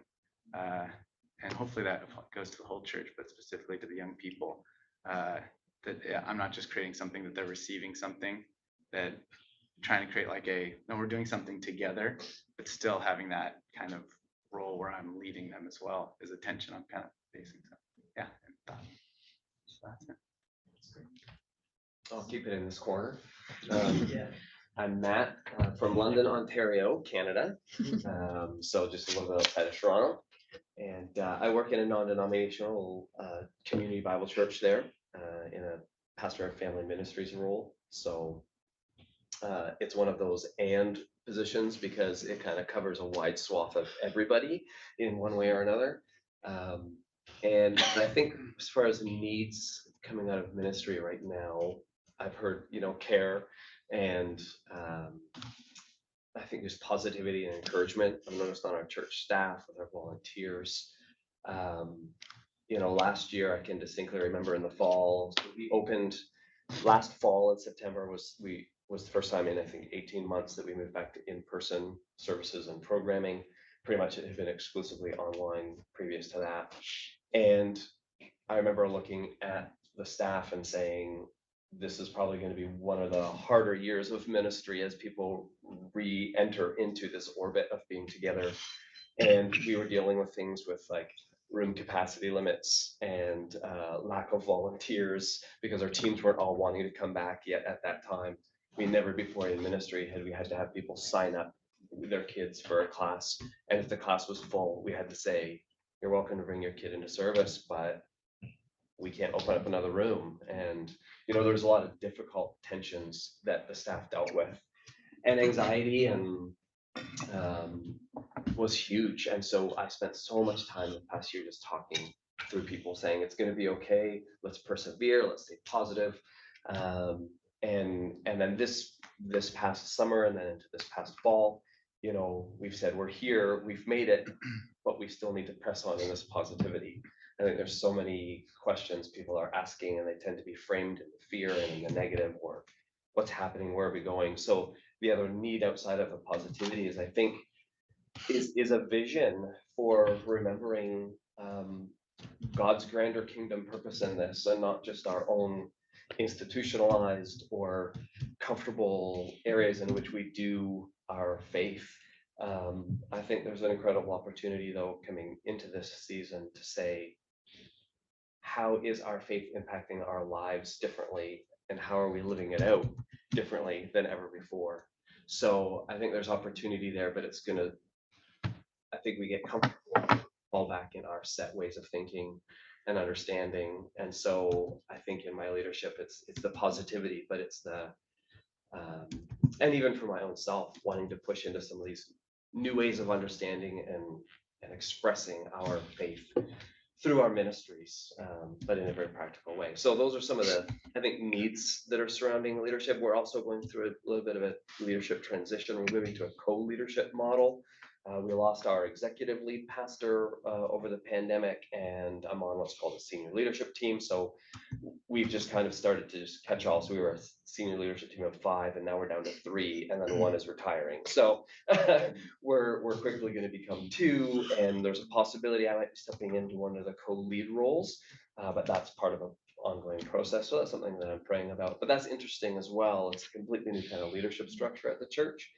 So nothing really seems settled right now. So hence the positivity and the vision for what things could be.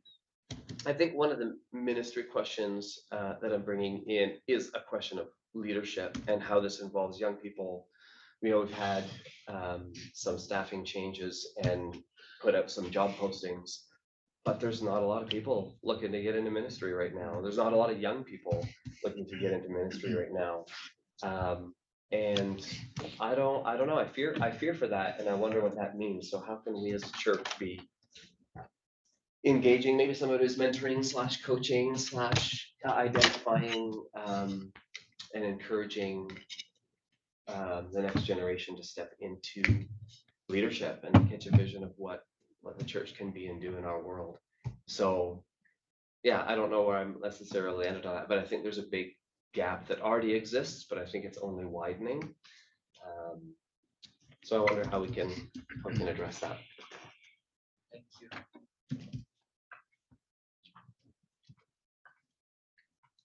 I'll go. Yeah. And then I'll go after. All right. I'm Brad. I serve a church in Mansfield, Ohio, in between Cleveland and Columbus. And I've been in Michigan probably about 7 years prior to that. But I grew up in Georgia, so I was in the South, and I brought y'all to parts of Michigan where I served, and done that as well here in Ohio. I was in the United Methodist Church, but I left the United Methodist Church. I'm now a Congregationalist ordained minister, and so I took the position now as an associate minister. I was a senior minister prior, and did a lot of youth stuff though before that. Like I'm sure all of y'all have got all those experiences too. I actually took the associate minister position to take a step back from the senior minister position because I think you had mentioned this, or somebody had in the welcome, that senior minister stuff sucks. So, yeah, and so especially during a pandemic, that really sucked. So I took a step back as an associate, because an associate I could focus on youth and families and those pieces. But interestingly, when I came to this church, there was a team of people there that they didn't have any organization there at the church. So nobody was told that Brad's here to kind of oversee these things. And so I was locked out of the position to actually serve what I was supposed to do. So it was one of those churches that you really should just go ahead and put your, resign like the first month or two. But I had decided to stay in because I said, well, I was at a place in my own life of thinking, well, I don't want to run. How could I just stay here and figure out how to kind of untangle all of these pieces? And so where I'm at right now is they're actually transitioning me into the senior minister position, because a senior minister never did any administrative skills for 10 years since he had been there. So now I'm pulling together deacons and pulling together other organizational structures. But it's thrown me into community development, which is interesting enough, because I found best practices in the community that I serve. So I've been getting involved with a number of nonprofits. I'm also a visual artist, so we have a big arts community there. And so I've been going into some of these conversations with all these different nonprofits, and I'm really just energized about their best practices, which can be utilized into church structures as well as team building and all those things. The last nonprofit I was at, in fact, it was really cool how they were talking about best practices and how that they decided, well, if we decide to do a certain event, everybody's going to be behind it. Even if you disagree, we have room to disagree. But then one of the key people, the chair, said, well, no, that's not even good enough. He says, we need to make sure we can do whatever anybody wants to do. He says, because if you're not behind it fully, then the whole group is going to suffer. So it had me start thinking about, well, what would that look like in terms of applying that to churches and church structure? So out of that, I kind of wrote this a little bit in the paper. I'm also kind of working with a group called Love on a Mission, which is an LGBTQ plus inclusive group for teenagers. And my daughter Ava attends that every once in a while. But the interesting piece that I bring, the question I'm thinking about, is inclusivity, and thinking about in terms of how even Ava, who's also a biracial child, my wife's African American, that even her going to a group with LGBTQ plus youth, that even she experiences kind of some inherent racist kind of things that are said or done. And Ross Murray brings this up, I think, in his book, where he's talking about the language that you use and how he tries to make sure that even the groups there aren't saying things that would be harmful to other groups of people. And so it's interesting having this dialogue with her about figuring out, well, okay, well, how do you get to that root of the, with that question? So I think for my larger paper, I'm definitely going to interview the director of that nonprofit, and there's a couple other nonprofits that I'll interview too to put in there to talk about these nuances of this, because even in our churches we'll say we're for this group or for that group or whatever, but what is that really? And really looking at the hardcore nuances of what this is, because I think it's so easy to kind of just place people in this kind of monolith and then think that somehow everybody's going to act that way, especially with youth ministries. Just put youth in a youth room and they're going to get along. There's not going to be any crazy dynamics happening or whatever. those are those kind of assumptions. So anyway, so that's what I bring to this week. Yeah, thanks, Trent. Appreciate it. Good to have you. My name's Josh, other Josh from Virginia. Before Virginia, I spent 5 years in Indianapolis, my very painful, ugly years as a senior pastor, not including the city. But before that, I spent 11 years of my life as a juvenile corrections officer. I grew up in Kansas City, worked there, and it was actually in Indianapolis where I connected the similarities between corrections and pastoral ministry, minus cuffs and shackles. But now I'm next gen pastor. I work with kids and youth, and the biggest need I see now is actually connected to my juvenile corrections years. I knew that no matter how much we worked with the kids while they were in detention, they're going back home to parents, and almost anything we did was a failure because we weren't connecting with families. I see the same thing kind of in youth ministry now. And I just finished End of Youth Ministry by Andrew Root last night. The podcast got me interested in that. And so I'm thinking about parent ministry, what their goals are for their kids, and even more importantly, what are their goals for themselves? And I would say parents, anybody who brings the kids, or responsible parents, grandparents, neighbors. So kind of the biggest need for attention right now for me is parent ministry to our youth. The ministry question is totally influenced by Andrew Root's book that's just fresh on the brain. Our church is in a community of 10,000 people. It's not rural. It's exurban. It's close to larger cities, but it's a very high achieving, very upper middle class community, and kids all go to college, high achieving. So they live a very controlled life.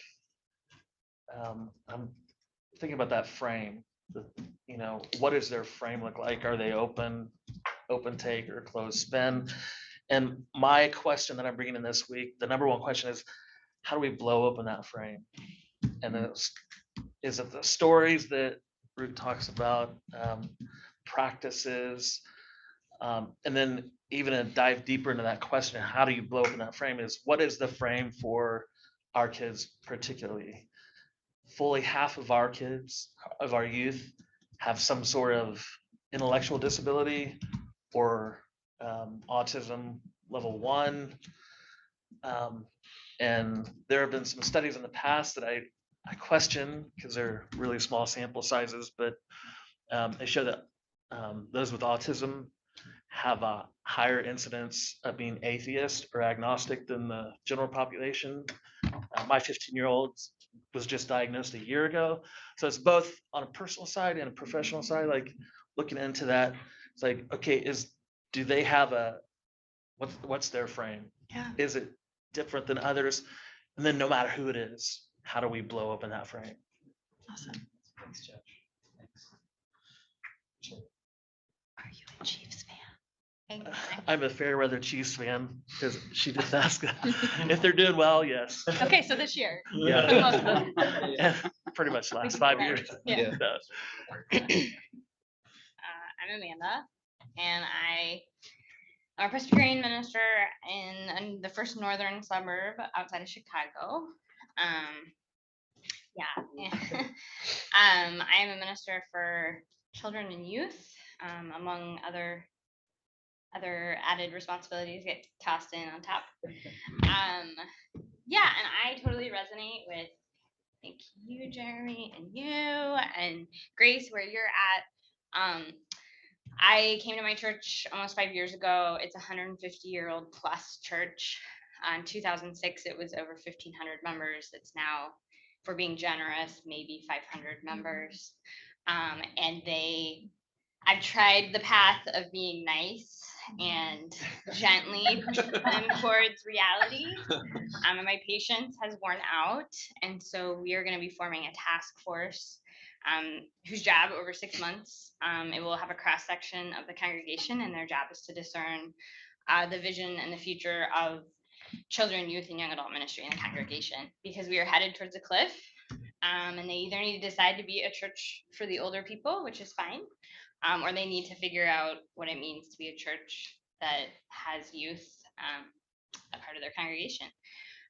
Right now, it's a ministry of one, pretty much, with me carrying all the hats, and it's not fun ministry. So,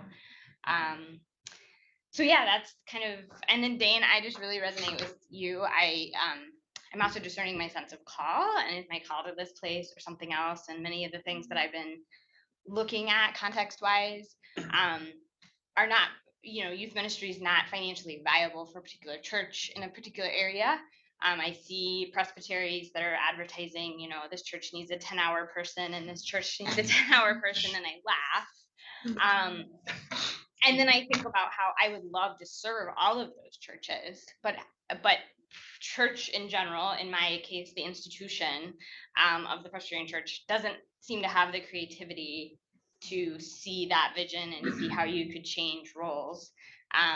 And I'm trying to decide if I have the energy to try to persuade them to have a vision for something different, or where does that go?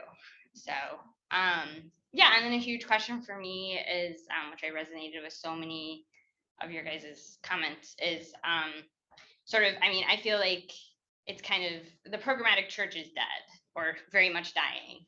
And what, as we look at faith formation, where does creativity or imagination fit into a different version of faith formation that isn't programmatic, that isn't Sunday morning, that isn't just didactic, people lecturing at kids that aren't even showing up for any of that. Yeah, so where does that all go? But it's a hot mess, like Stacy said, so. I think I'm the only one left. I'm Jennifer Schneider. I serve as an executive minister for a region in American Baptist churches. So I live in a suburb, Kansas side of the Kansas City area. What does my worker ministry need right now? So one of the things I'm really struggling with is making time for the other, especially volunteer leaders, youth leaders in churches in my region. We have about 200 churches. How to help them in my busyness with all my other responsibilities and their busyness of most of them have other job responsibilities or family responsibilities. And so that's hard for me in trying to figure out how to do that in the most effective way. The question I'm bringing, so this last week, I went from one place to another. Our region had an annual gathering, and Jolene Erlacher was our keynote speaker. I don't know if any of you know Jolene, but she's very interested in generational ministry. And she said something that really struck with me. Her quote was, "The one who is talking is the one who is learning." And I thought about how our churches are set up to be, pushers of information, and that we expect the kids to sit and listen. And our churches think that that's the way we transfer information to the kids.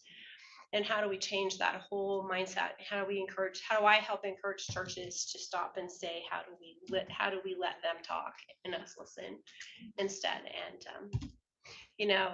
it's hard. They're afraid and they don't understand. I mean, I listened to a bunch of church leaders just sit there with their mouths hanging open, and when she tried to explain all the differences in generations, they're like, well, no wonder we don't understand. And I'm like, well, that's the first step. So yeah. Appropriate that you would end with that quote. The one who's talking is the one who's learning. So I've been talking the whole time. So it's been great. Yeah, well, we've been sitting a long time. Can we just stand up like just for a second? I'm gonna send you on your way. It's good to stand up. I don't know about you, I have to use it. Thank you for what you shared. Thank you for opening up a little bit of vulnerability and recognizing that we're in a hot mess and there's lots of things to think about. I want to encourage you to be vulnerable this week and to connect with somebody that maybe you heard you just need to talk a little bit further with. Reach out to each other, care for each other. You know how to do that, but I'm really excited for where this conversation can go. we will, it's already noon, so why don't we just say, let's try to get back here like 1:15-ish, if that would be good, to give you a little more time just to walk to where you're gonna go and do that, and then we'll, the afternoon. There's lots of places to eat around here. You can look on your map. I won't do all that. I'm gonna head in a particular direction. If someone wants to walk with me, it's gonna be like salad, a really good salad. Like, it's like farm to table. If you want to do that with me, I'd love to do it. You can throw, there's meat there too. I mean, so you're welcome to do that, but there's some great places to go and we'll do that. So, great. So, go, be free, get out of here. How's the temperature in here? Do we need to like, is it too cold? Yeah. I'd say we open the windows, but that probably will just lower the temperature. So I feel like I can get facility to do something. All right, are we good to leave stuff in here or should we take stuff? Yeah, Ours in here. Okay. I'll tell you what, yeah, I think I would take my computer if I were you, but I'm just sort of hyper about that. But just leave my passport, that's fine. Yeah, your passport's fine, yeah. I really do. I have no idea.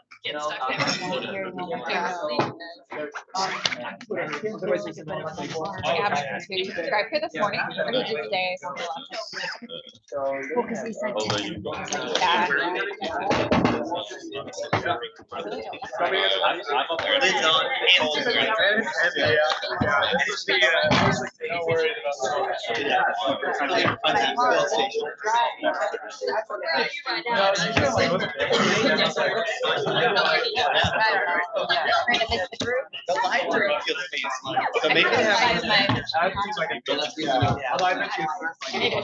It's my work. It's really hot out there. Yeah, I just need to. I'll put in my car. No plans. I have to make a call to move, but yeah. Can I go with us next? Remind me of what your name was again? Will. Will, that's great. Yeah. Nice to see you. So we are going to try Mexican food called taco boy. Good to have you too.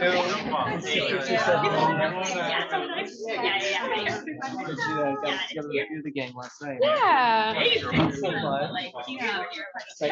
know I got. I'm only a couple of years removed. I love it.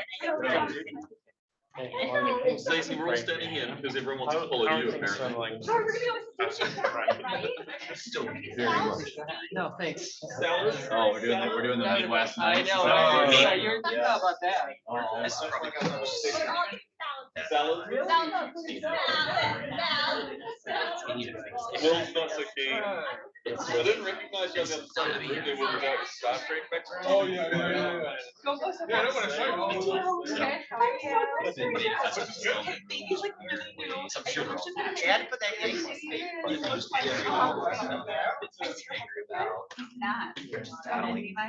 Great depression, obviously with everything that's Yeah, happening he has. around church, you know, locally and universal, it's just sort of, So we have to do parents and just was not.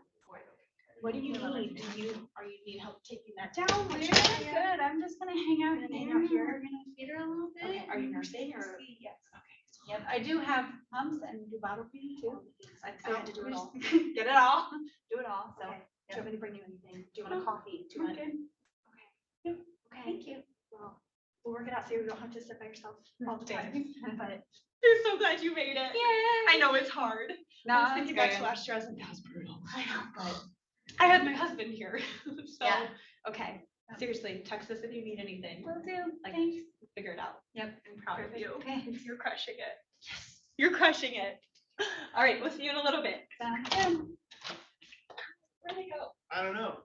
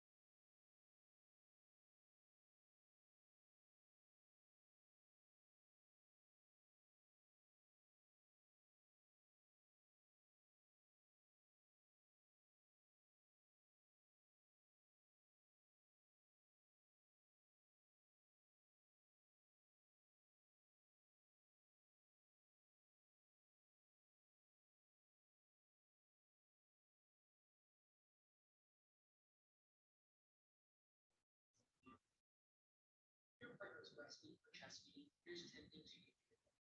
One, be present. They are literally being worshiping on the level. It was just two, wake up with the night. Three, know what environment you like to be in and create that environment. Four, get them a water bottle that they can drink. Five, similarly, get uneaten snacks because they're burning a ton of calories. Six, ask them what side they're going to feed on and know how to position the infant accordingly when you're giving them the baby. Seven is know how to settle the baby so that they're not screaming when they're trying to latch.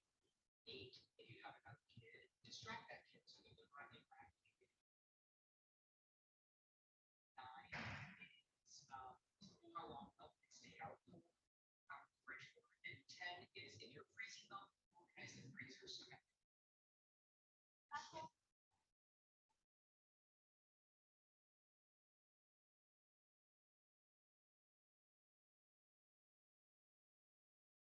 what is actually wrong.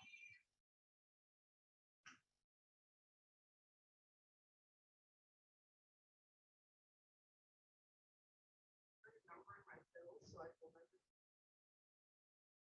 on orders. Add the calendar. For some of you, you've got started numbering my bills so I can remember if I take food. For some of you, you've got to practice money and it's this is a free bill. All right, hold up your bill. That is a $5 bill. Now, if you don't have to practice money,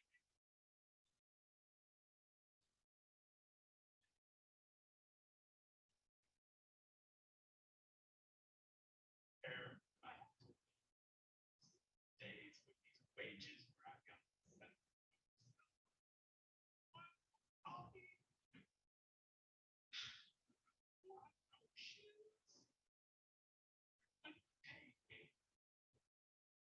no, you're just practicing the wrong thing. You're practicing complaining instead of practicing.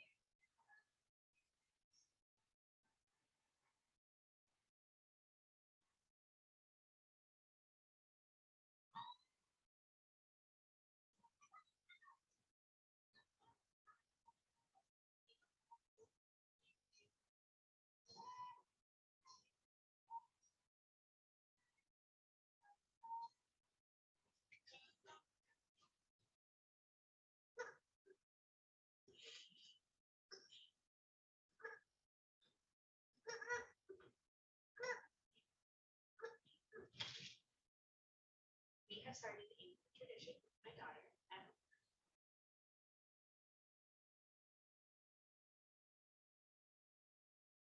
she's got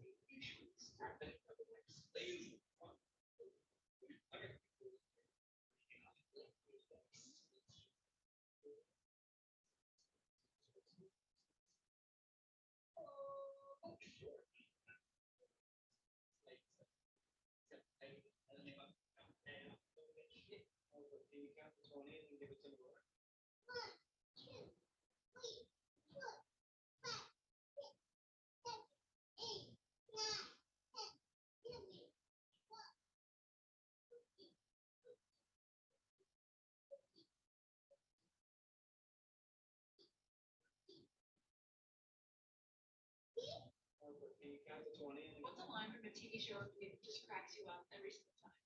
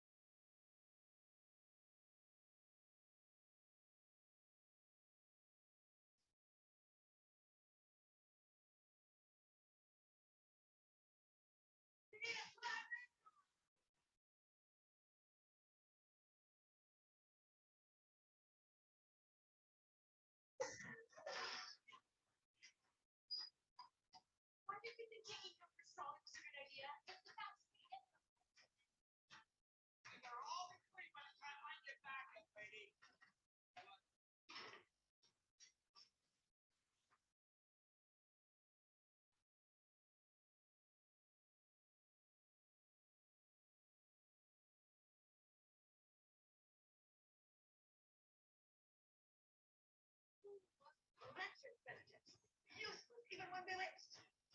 Stand out. Fight me.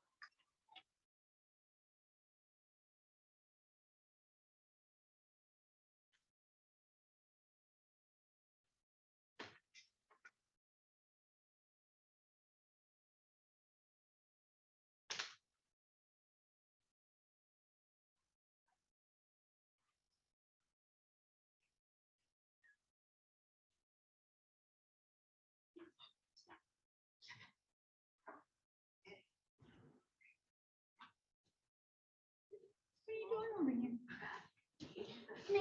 you should be napping. Napping. Something else I can do for you.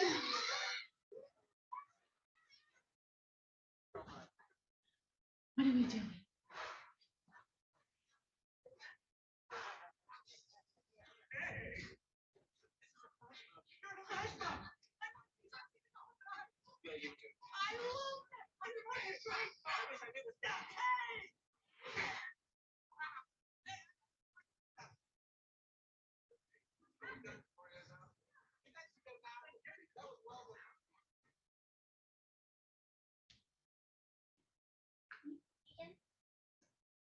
I think you are poopy again. I think we pooped. I think we pooped. I think we made another test. Need another team. You're Miss Poopy Pants. You're Miss Poopy Pants. Yes, you are. Yes, you are. Poopy, poopy, poopy pants. Ready? Set. Beep, beep, beep, beep, beep. Whoa, I gotcha. I gotcha.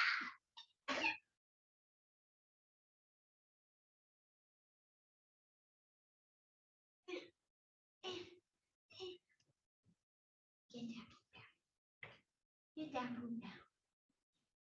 Get that food now.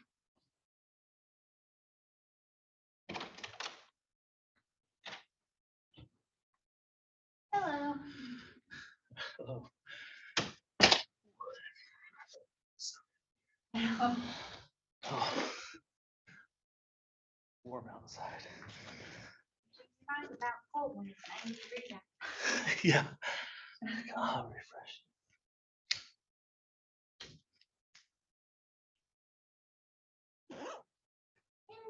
I know. Now.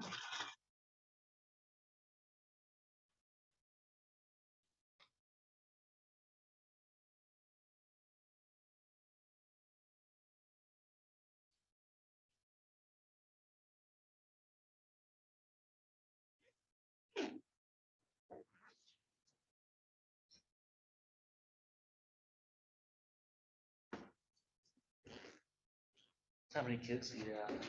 These are first. Yeah? Yeah. These are first. I was gonna say, I hate saying this, my girls are 15 and 16.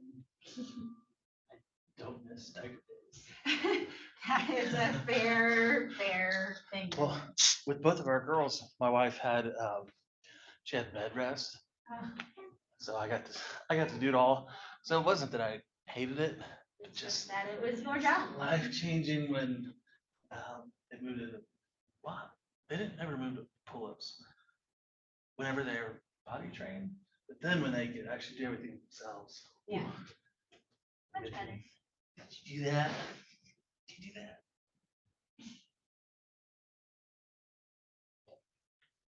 Oh.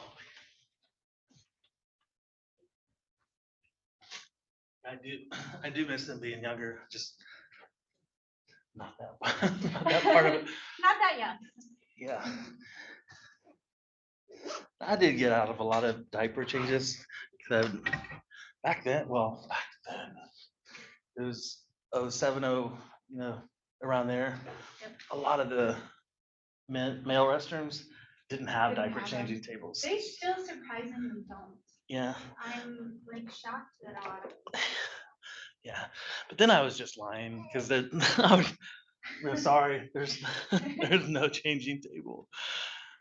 And she figured it out. Like, oh.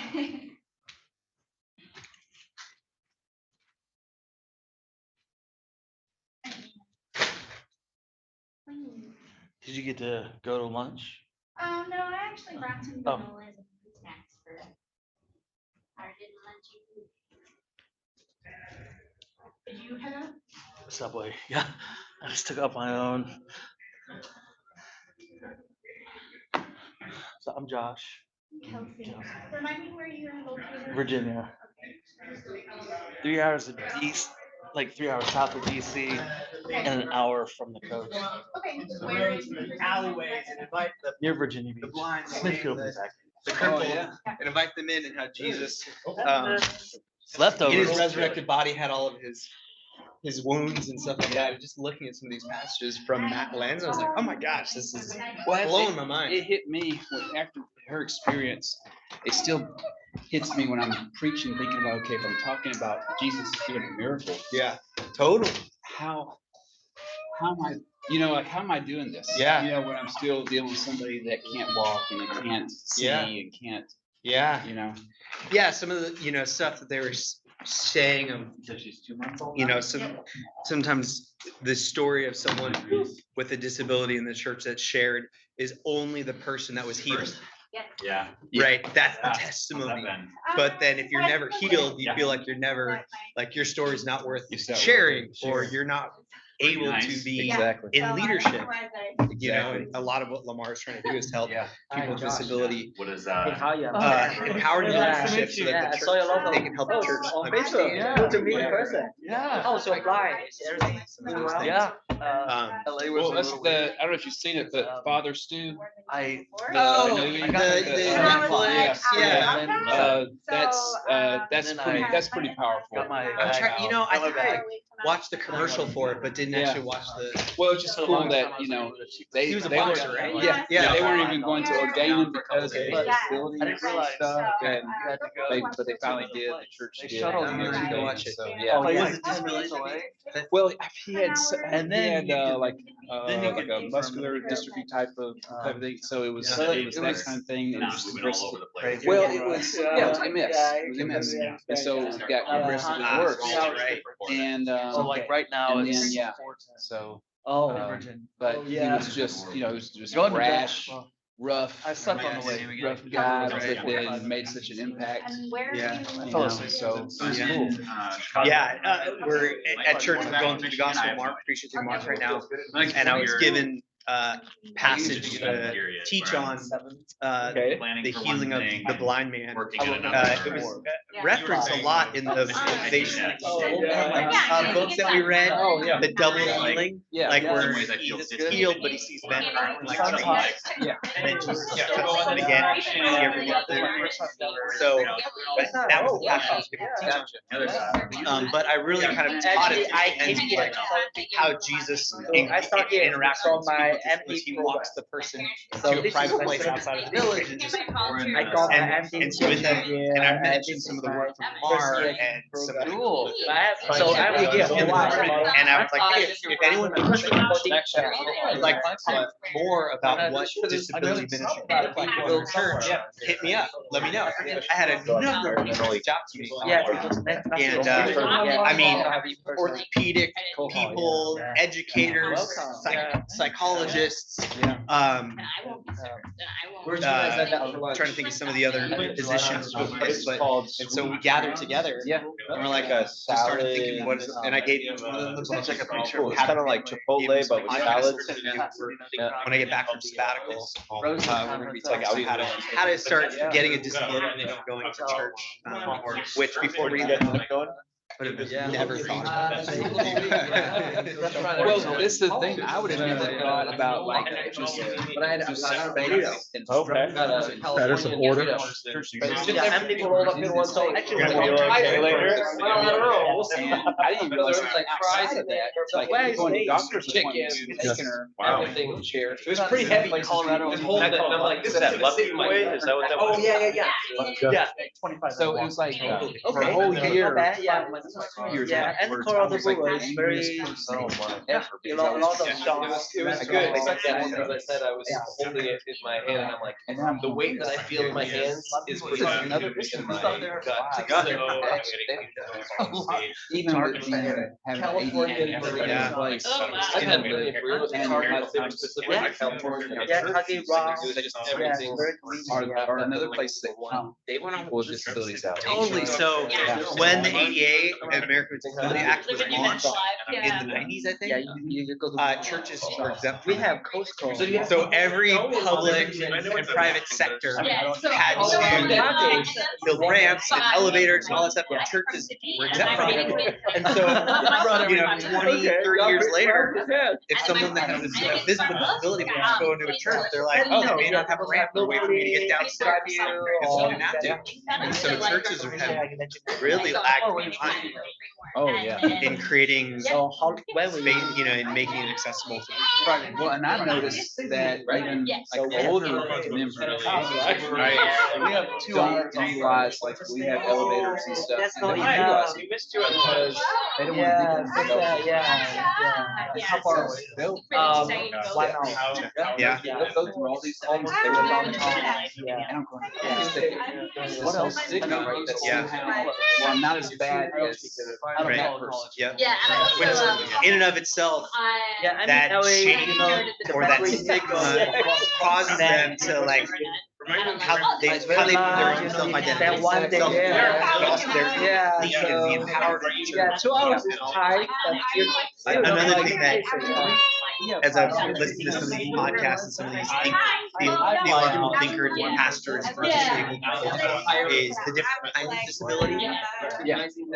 That there's, so there's cognitive people with but two things on your way to Alpha. and different things like that, and But Friday night, different kinds. And then when you look at disability, it's the largest minority group.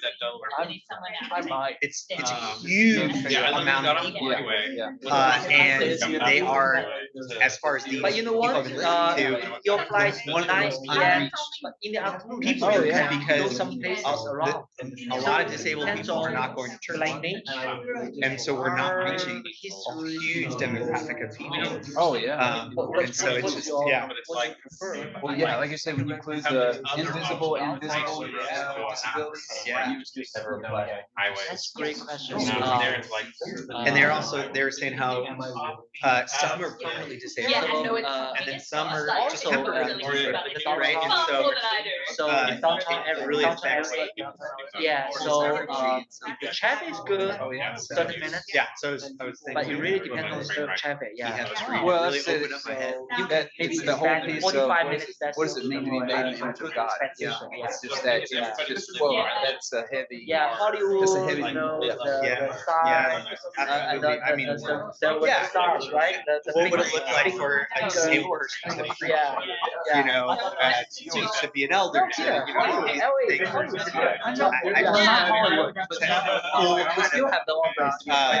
Full image God bearer, that can be at the table. Anyway, cool, nice talking to you.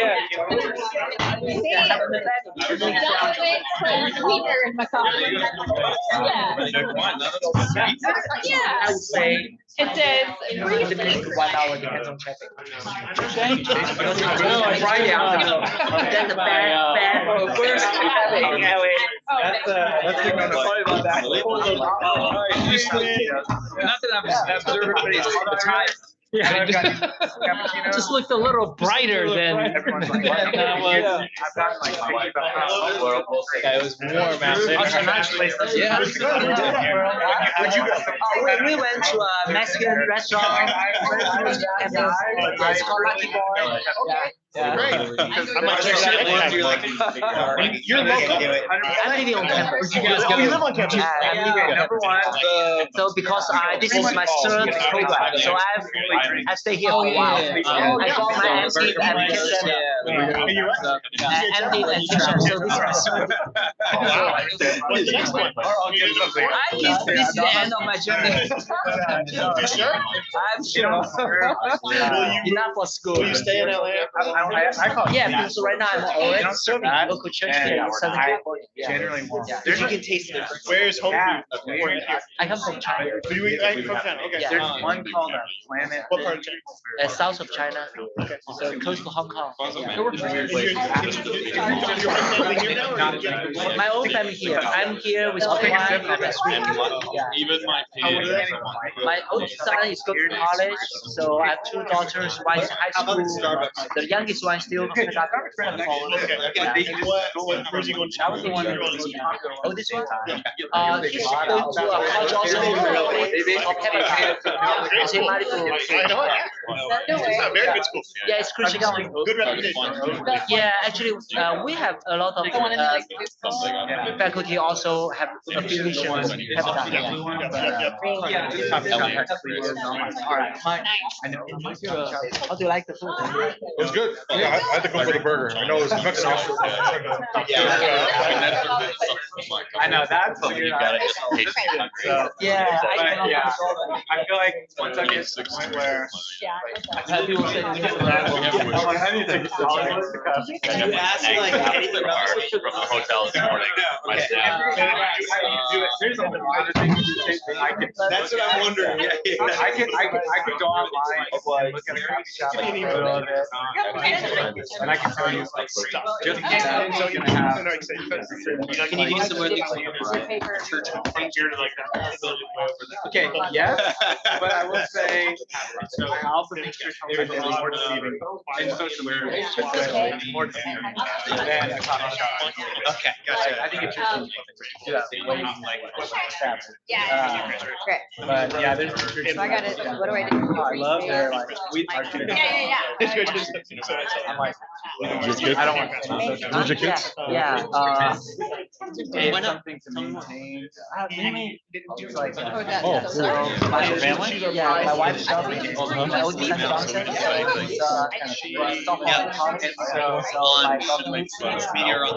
On the website. Very Almost there. You're almost done. She's a kindergartner. Almost there. Almost there. You're a third of the way. Like, we update our website. Yeah. Here we go. Remind me, do you have any kids? Yeah, I have two. Hudson and Emmett. So 6 and 4. Stephen and Amanda. Yeah, Have you yeah. guys met up in Chicago as a line? We have a long way to go. We should have. You should.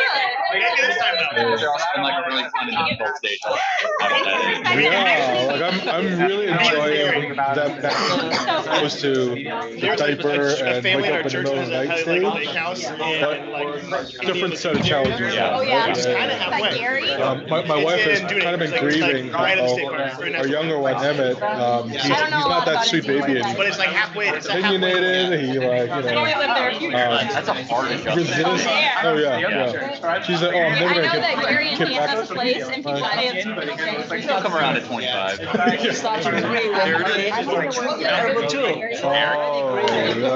find 3 and 4 harder. Welcome back, everybody. You get more beautiful in a lot of ways. For those of you that went to my salad place, I hope that was okay. It was great. You followed me to the coffee place, so I'm on a good track. I definitely feel like a Pasadena influencer. Where'd you come from? What was it, sweet greens? Yeah. Sweet greens. You gotta post it on your Instagram. Did you take a picture, post it, tag it? Yeah, right. Yeah. Otherwise it's not. So- Again, it's not a real Oh, thing. you should be like, It never happened. recommendation, so then they're like, who's this Steve? I know. Steve. They were trying to get me. We'll hashtag it, can't argue with argue. That's right. Now you review. I know, that's right. For a while. No, I just. She thought of that in the first year, she just hasn't seen it until I'll visit now. lunch. We have a guest with us, Dr. Julia Atala. Also known as the savior and director. Heavy thing. Right, I know, it's true. I'm sure some of you have interacted with her at some level, if not, you will. I try to interact with her as often as possible because she is like my North Star when it comes to all things demon. And really, Julia, I think you were part of the vision to actually make this whole thing happen. So I'm really grateful for you. So you wanted to be here to greet the group and see a few things. And if we have any like initial questions that you have for her, she's here for you. We also have Cindy Lee, who's on staff, coming on Thursday to talk more about final projects. That's like her job. So we're trying to, now, you know, some of you are like, well, we're first year, why would you do that to us? Well, it doesn't hurt to sort of talk about these things along the way. So we're trying to give you that opportunity to interact with the Demon staff as well. So without further ado. Thank you. Welcome back. It's good to see a bunch of you. It's like it's not good to see Stella. Or I'm just not gonna tell you. Welcome back. Very excited to have you here. Hopeful this week goes great. No one gets sick. Good vibes, right? I just wanted to cover a couple things with you, especially if you were here last year. I saw you with my baby who's now 11 months old. Aww. So amazing. I miss the tiny ones. We've covered kind of most basics about your program. If this is your first year and you want to have a conversation about that, please reach out to me via email. That's me right over there in the far left. That's my phone number. That's my email. I'm happy to set up an appointment with you. I can run over here to campus during a lunch break or a morning break or before class in the morning, and we can kind of chat about that if you want to have conversations about kind of what your whole course plan looks like. But for now, the first main announcement is that we have to now require you to use your fuller.edu email address. Meaning if you email us from at firstbaptist.org, at gmail.com, at Hotmail, anything, I actually have to write an email back to you that says, I'm sorry, I cannot discuss this with you until you email me from your fuller.edu. That has to do with FERPA laws, with us, student privacy. I don't get all of it, but the point is, we're no longer able to correspond with personal email addresses or email you with personal email addresses. So all registration information, anything financial information coming from Fuller is going to come to your fuller.edu. So make sure you know how to check that. Check it regularly. If you want to forward it to an email you check, that's perfectly fine. Just make sure you remember when you send an email to set it up where you can send it from either alias. Because again, if it doesn't come from a fuller.edu, you'll get a very annoying response. Please email me back. So that's one thing. You just want to make sure it's covered. Did you already come up with it? No, I didn't know about it. Okay, well, Tuesdays and Thursdays, some big donor, I don't know who, paid for the next 3 months for everyone to have. It was me. I'm sorry. Yeah. So anytime between 9 a.m. and 1 p.m. in the School of Psychology Breezeway, if you want to stop by, usually there's a line, so make sure you have a little bit of time. But that'll be tomorrow and Wednesday, if you want to take advantage of that. And they make lattes, everything. So They open up at 8:45. Class starts at 9. That's right. On Wednesday, we have staff meeting at 9. I'm like, Kirk, can you push it to 9:15? Yeah. I need my Yeah. You can get it at the break. Okay, cool. I will try to make sure it's great.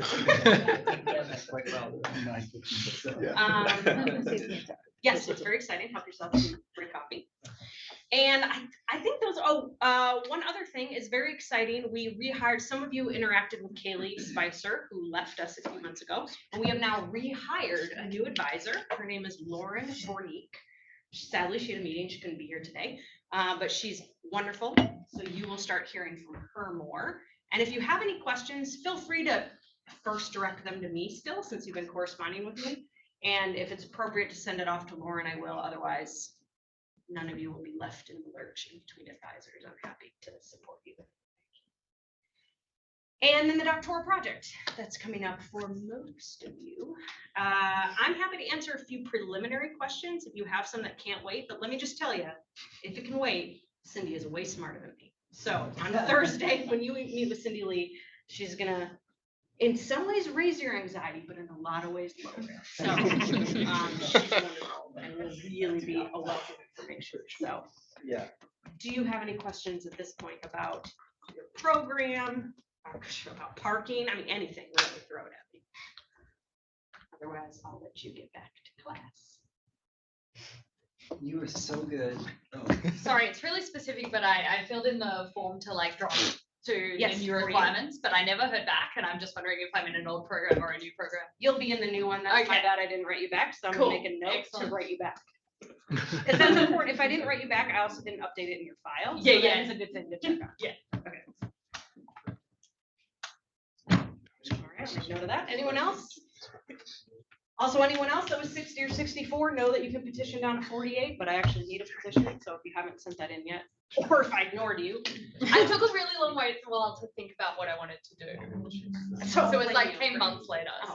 Well, I'm off the hook. Yeah. First I did the Awesome. Oh. Are there things we should be asking? I'm Like, program wise that we should, are there questions that somebody, we should be asking? Yeah, but they're secret. I Okay. can't tell you. No, honestly, you're, especially if you're in your third year, Okay. you know what's going on. You're kind of getting used to the new structure.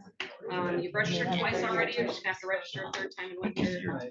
Then you're good. I don't think there's plenty you should be asking Cindy, but there's. Right, is maybe in connection with like student financial services, but I've had a lot of issues with like, not on your end, but applying like outside, like a scholarship or something I've gotten. Yeah. Whereas most scholarships are given in terms of like traditional semesters. And so now that this is on a quarter system, it's creating a lot. I mean, I feel like I've been emailing student financial services every other week because they just read those scholarship letters differently, or they have to be applied differently. So that's probably something I just need to keep working on, but Yeah, but that's very good for me to know, because I can bring it up with the director, to kind of get her yeah. feedback if there's more. Like I got a scholarship So I can that's give you- very, it's very traditional. You get money for spring semester and fall semester, but we don't take a Class fall- in spring. Or do we not take one in the spring or not take one of the, yeah, we don't take one in the There's some spring. fall And so they keep saying like, oh, well, we actually can't apply that money. And I'm like, what? And the scholarship. I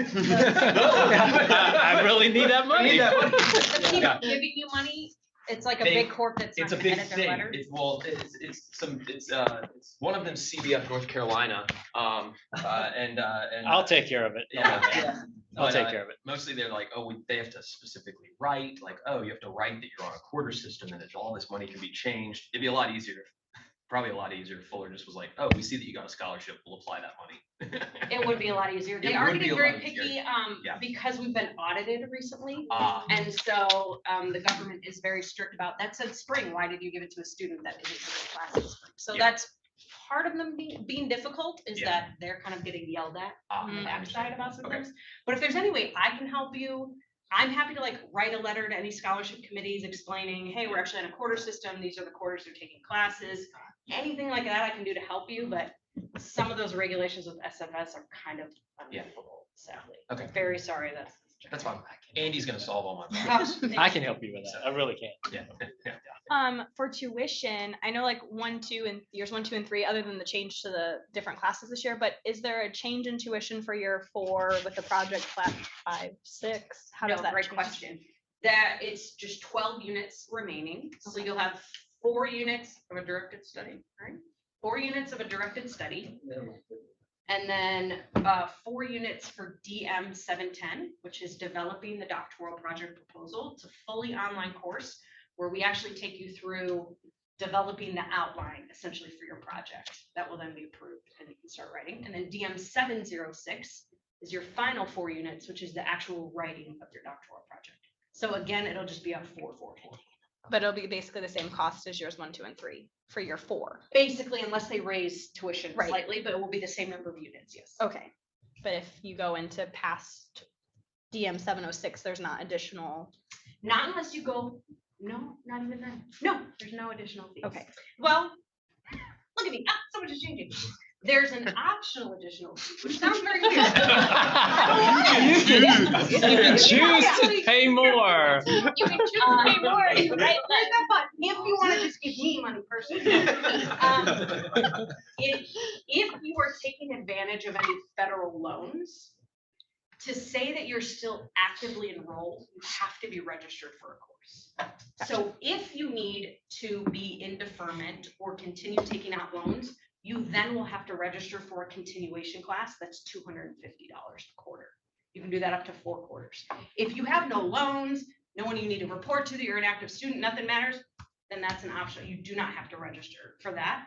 And you have until your program deadline to finish your project. Cool, thanks. Just as I'm just trying to remember, with the change, the new program for MAs or kind of thing, is there any extra classes, or are we now just in the 12 unit if we're in year 3? You're just in the 12 unit. Now, if you took one of the classes before we formally made that change, I'll need to meet with you to tell you kind of what changes. But if you hadn't taken anything yet, then you just have the 12 units left. Did anybody else's current semester get registered automatically? I was registered automatically for B section. That definitely 100% should not happen. Okay, well, We're not I allowed to do didn't that. When ask you're you registering, you're so- kind of consenting to tuition. Yeah, I didn't do anything. Maybe we sent it to a personal email that wasn't you. and they- Showed up. Okay, so shouldn't have been a thing, shouldn't have been a thing. So you will have to register for winter. If you don't, let me know, because that's some glitch happening and I don't wanna. You're gonna be a student fee. I'm gonna contact you, like, all you the have options. $250,000. That's Okay, optional. interesting. Anybody else have anything? Well, as you can tell, Julie's a wealth of information, so please don't hesitate to check in And with if I her. don't know, I'll just make it up. Yeah, that's right. It works for me, as long as I feel good. It really doesn't matter, but truly, she's a big help, so we want you to do that. We don't want you to be anxious about anything and just want to help in any way we can, so. And when you go home from here, I'm always available. I'm much quicker to email than I am on the phone. So you'll have better luck if you email me or email me to set an appointment, so we can connect on the phone. If you call me, rarely will you actually catch me in and out of meetings. So, but email me anytime. Happy to chat with you. And maybe I'll see you tomorrow, because I'm gonna be here getting my free coffee. Yeah. Count on it. Perfect. Awesome. Thank you so Thank much. you.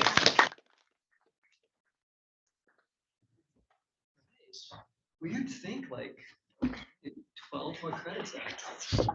I mean, a little bit of writing, but. Don't argue with the argument. Some of you, Oh. right? Right. It's a big thing. It's pretty good. What's that? It's a big thing. Because we've got one more quarter. Yeah. this Sure. year. Yeah, yes, well, yeah. And we're not counting. You that. can just do it. Yeah, that's fine. You can give it that face. I thought we got- Financially, we're not gonna count it. Okay. Yeah, 60, yeah, you know, it's like after this. Appreciate you. Okay, well, good. Welcome back. Yeah. Josh. Still in the room. Yeah. Student IDs. Oh, Should Oh, be- yeah, yes. you need it for the library. I went in because I went to the library. Yeah. They said they're out. Oh, they didn't let you in? They said they're out. They didn't let you in. They did, but the roof was locked. The roof was locked. Hey, Julia. 11, 1100. That's actually a really good question. Did you know? Yes. Student IDs. Yes, if you have not gotten one yet, in the first floor of the library is our welcome center, and they can give you student IDs there. I went this They're morning actually- to get one, and they said they're out. Oh. And they said that by Friday, they will have them. Yeah. Oh. They also can mail them to you. So if they don't have them by Friday and you like check in Friday morning, I can send you the link to what they need. They have like, you have to take a passport photo, not really, but you have to take a photo with a plain white background, blah, blah, blah. Send a copy of a driver's license to verify who. Anyway, there is a way to get it from a distance and they'll mail it to you if you can't get it this week. So let me know and I can. And did you tell them about your new cohort so they can tell all their friends to apply? Yes. For the next cohort? Yes. Okay, good. So tell all your friends to Tell your apply. friends. Any reason to get a new ID from last year? Oh, no. Actually, if you want one from last year, you have to pay $5. I have my old. Yeah. Just still good. Yeah, you don't need a new one. A replacement ID is $5. So. Right. Yeah, once you get it, you don't need a new one. So we won't need it for anything.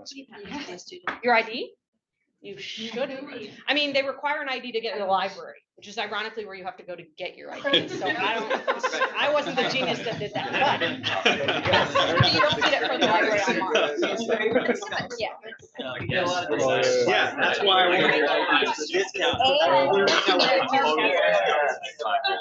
They don't have dates on them. I still have my fuller ID from my math. Goodwill. Well, there you go. You get There's no date and there's on no them. dates. Last chance. Last chance. Oh. Yeah. Bye.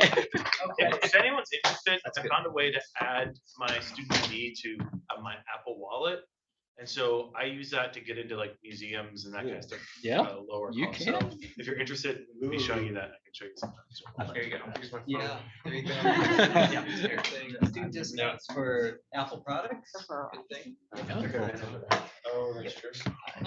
Right, okay, we're back. Good to have you back. This afternoon, as designed, we are gonna be reading our papers that you have supposedly submitted. If you've not put it on Canvas, please do, because I will be looking at all of them soon. But this is our chance. for those of you that are first year, let me just, the other years have heard this before. I really believe that one of the best ways that we learn is through sharing your ideas with each other. Not our shoot from the hip. I've kind of been thinking about this, like the ideas, but the thought out ones that we've actually taken time.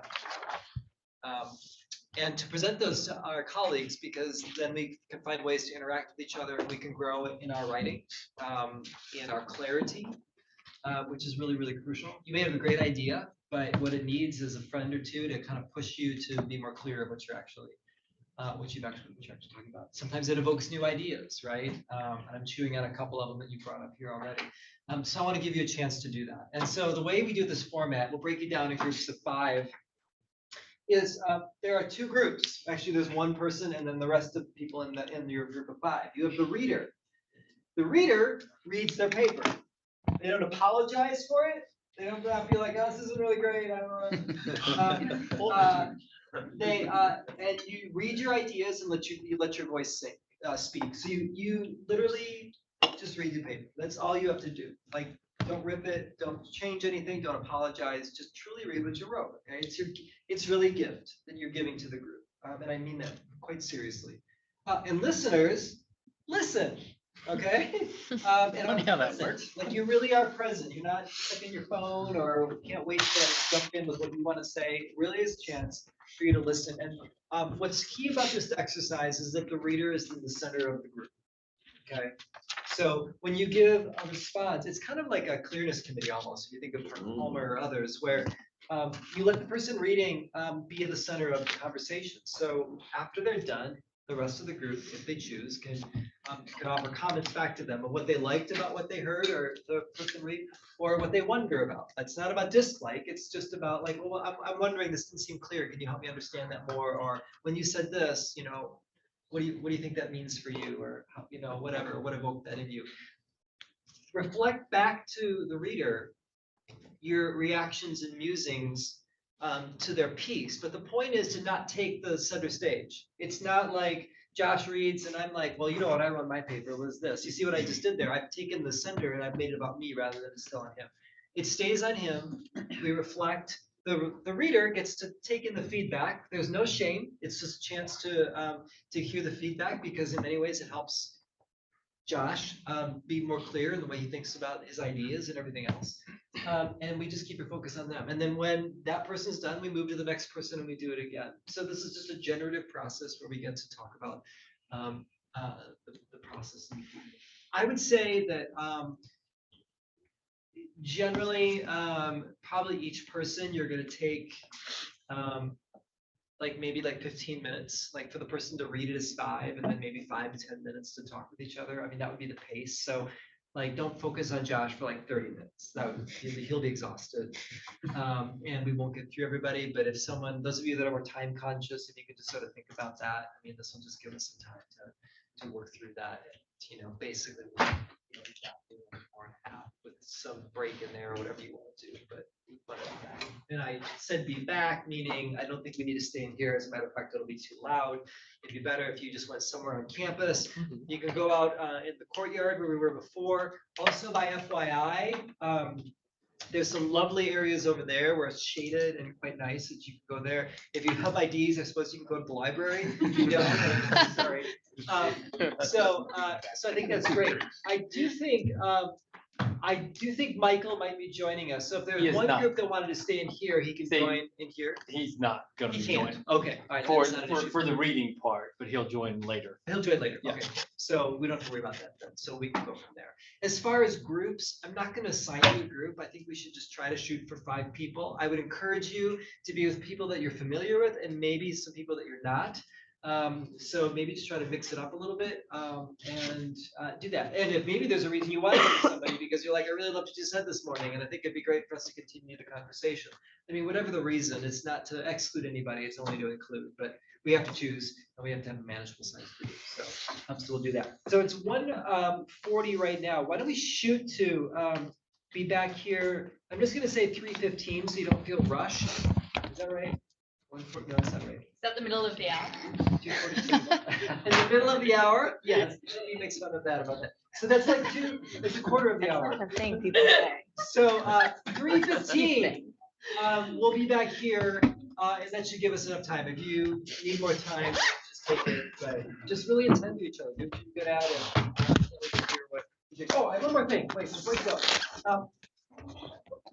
Think about this too. After you're done,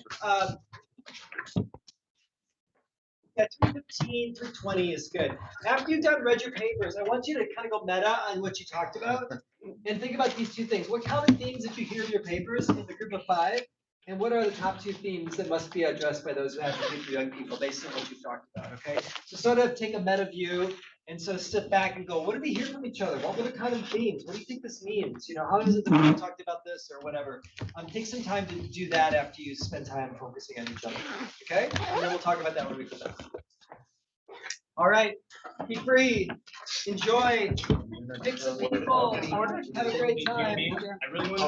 What's the awkward thing is gonna happen here? I like to pick up. I like Just like elementary school.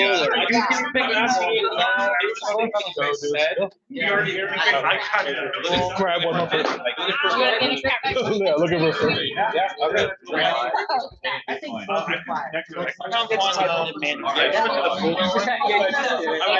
actually, yes, I gotta be in your group.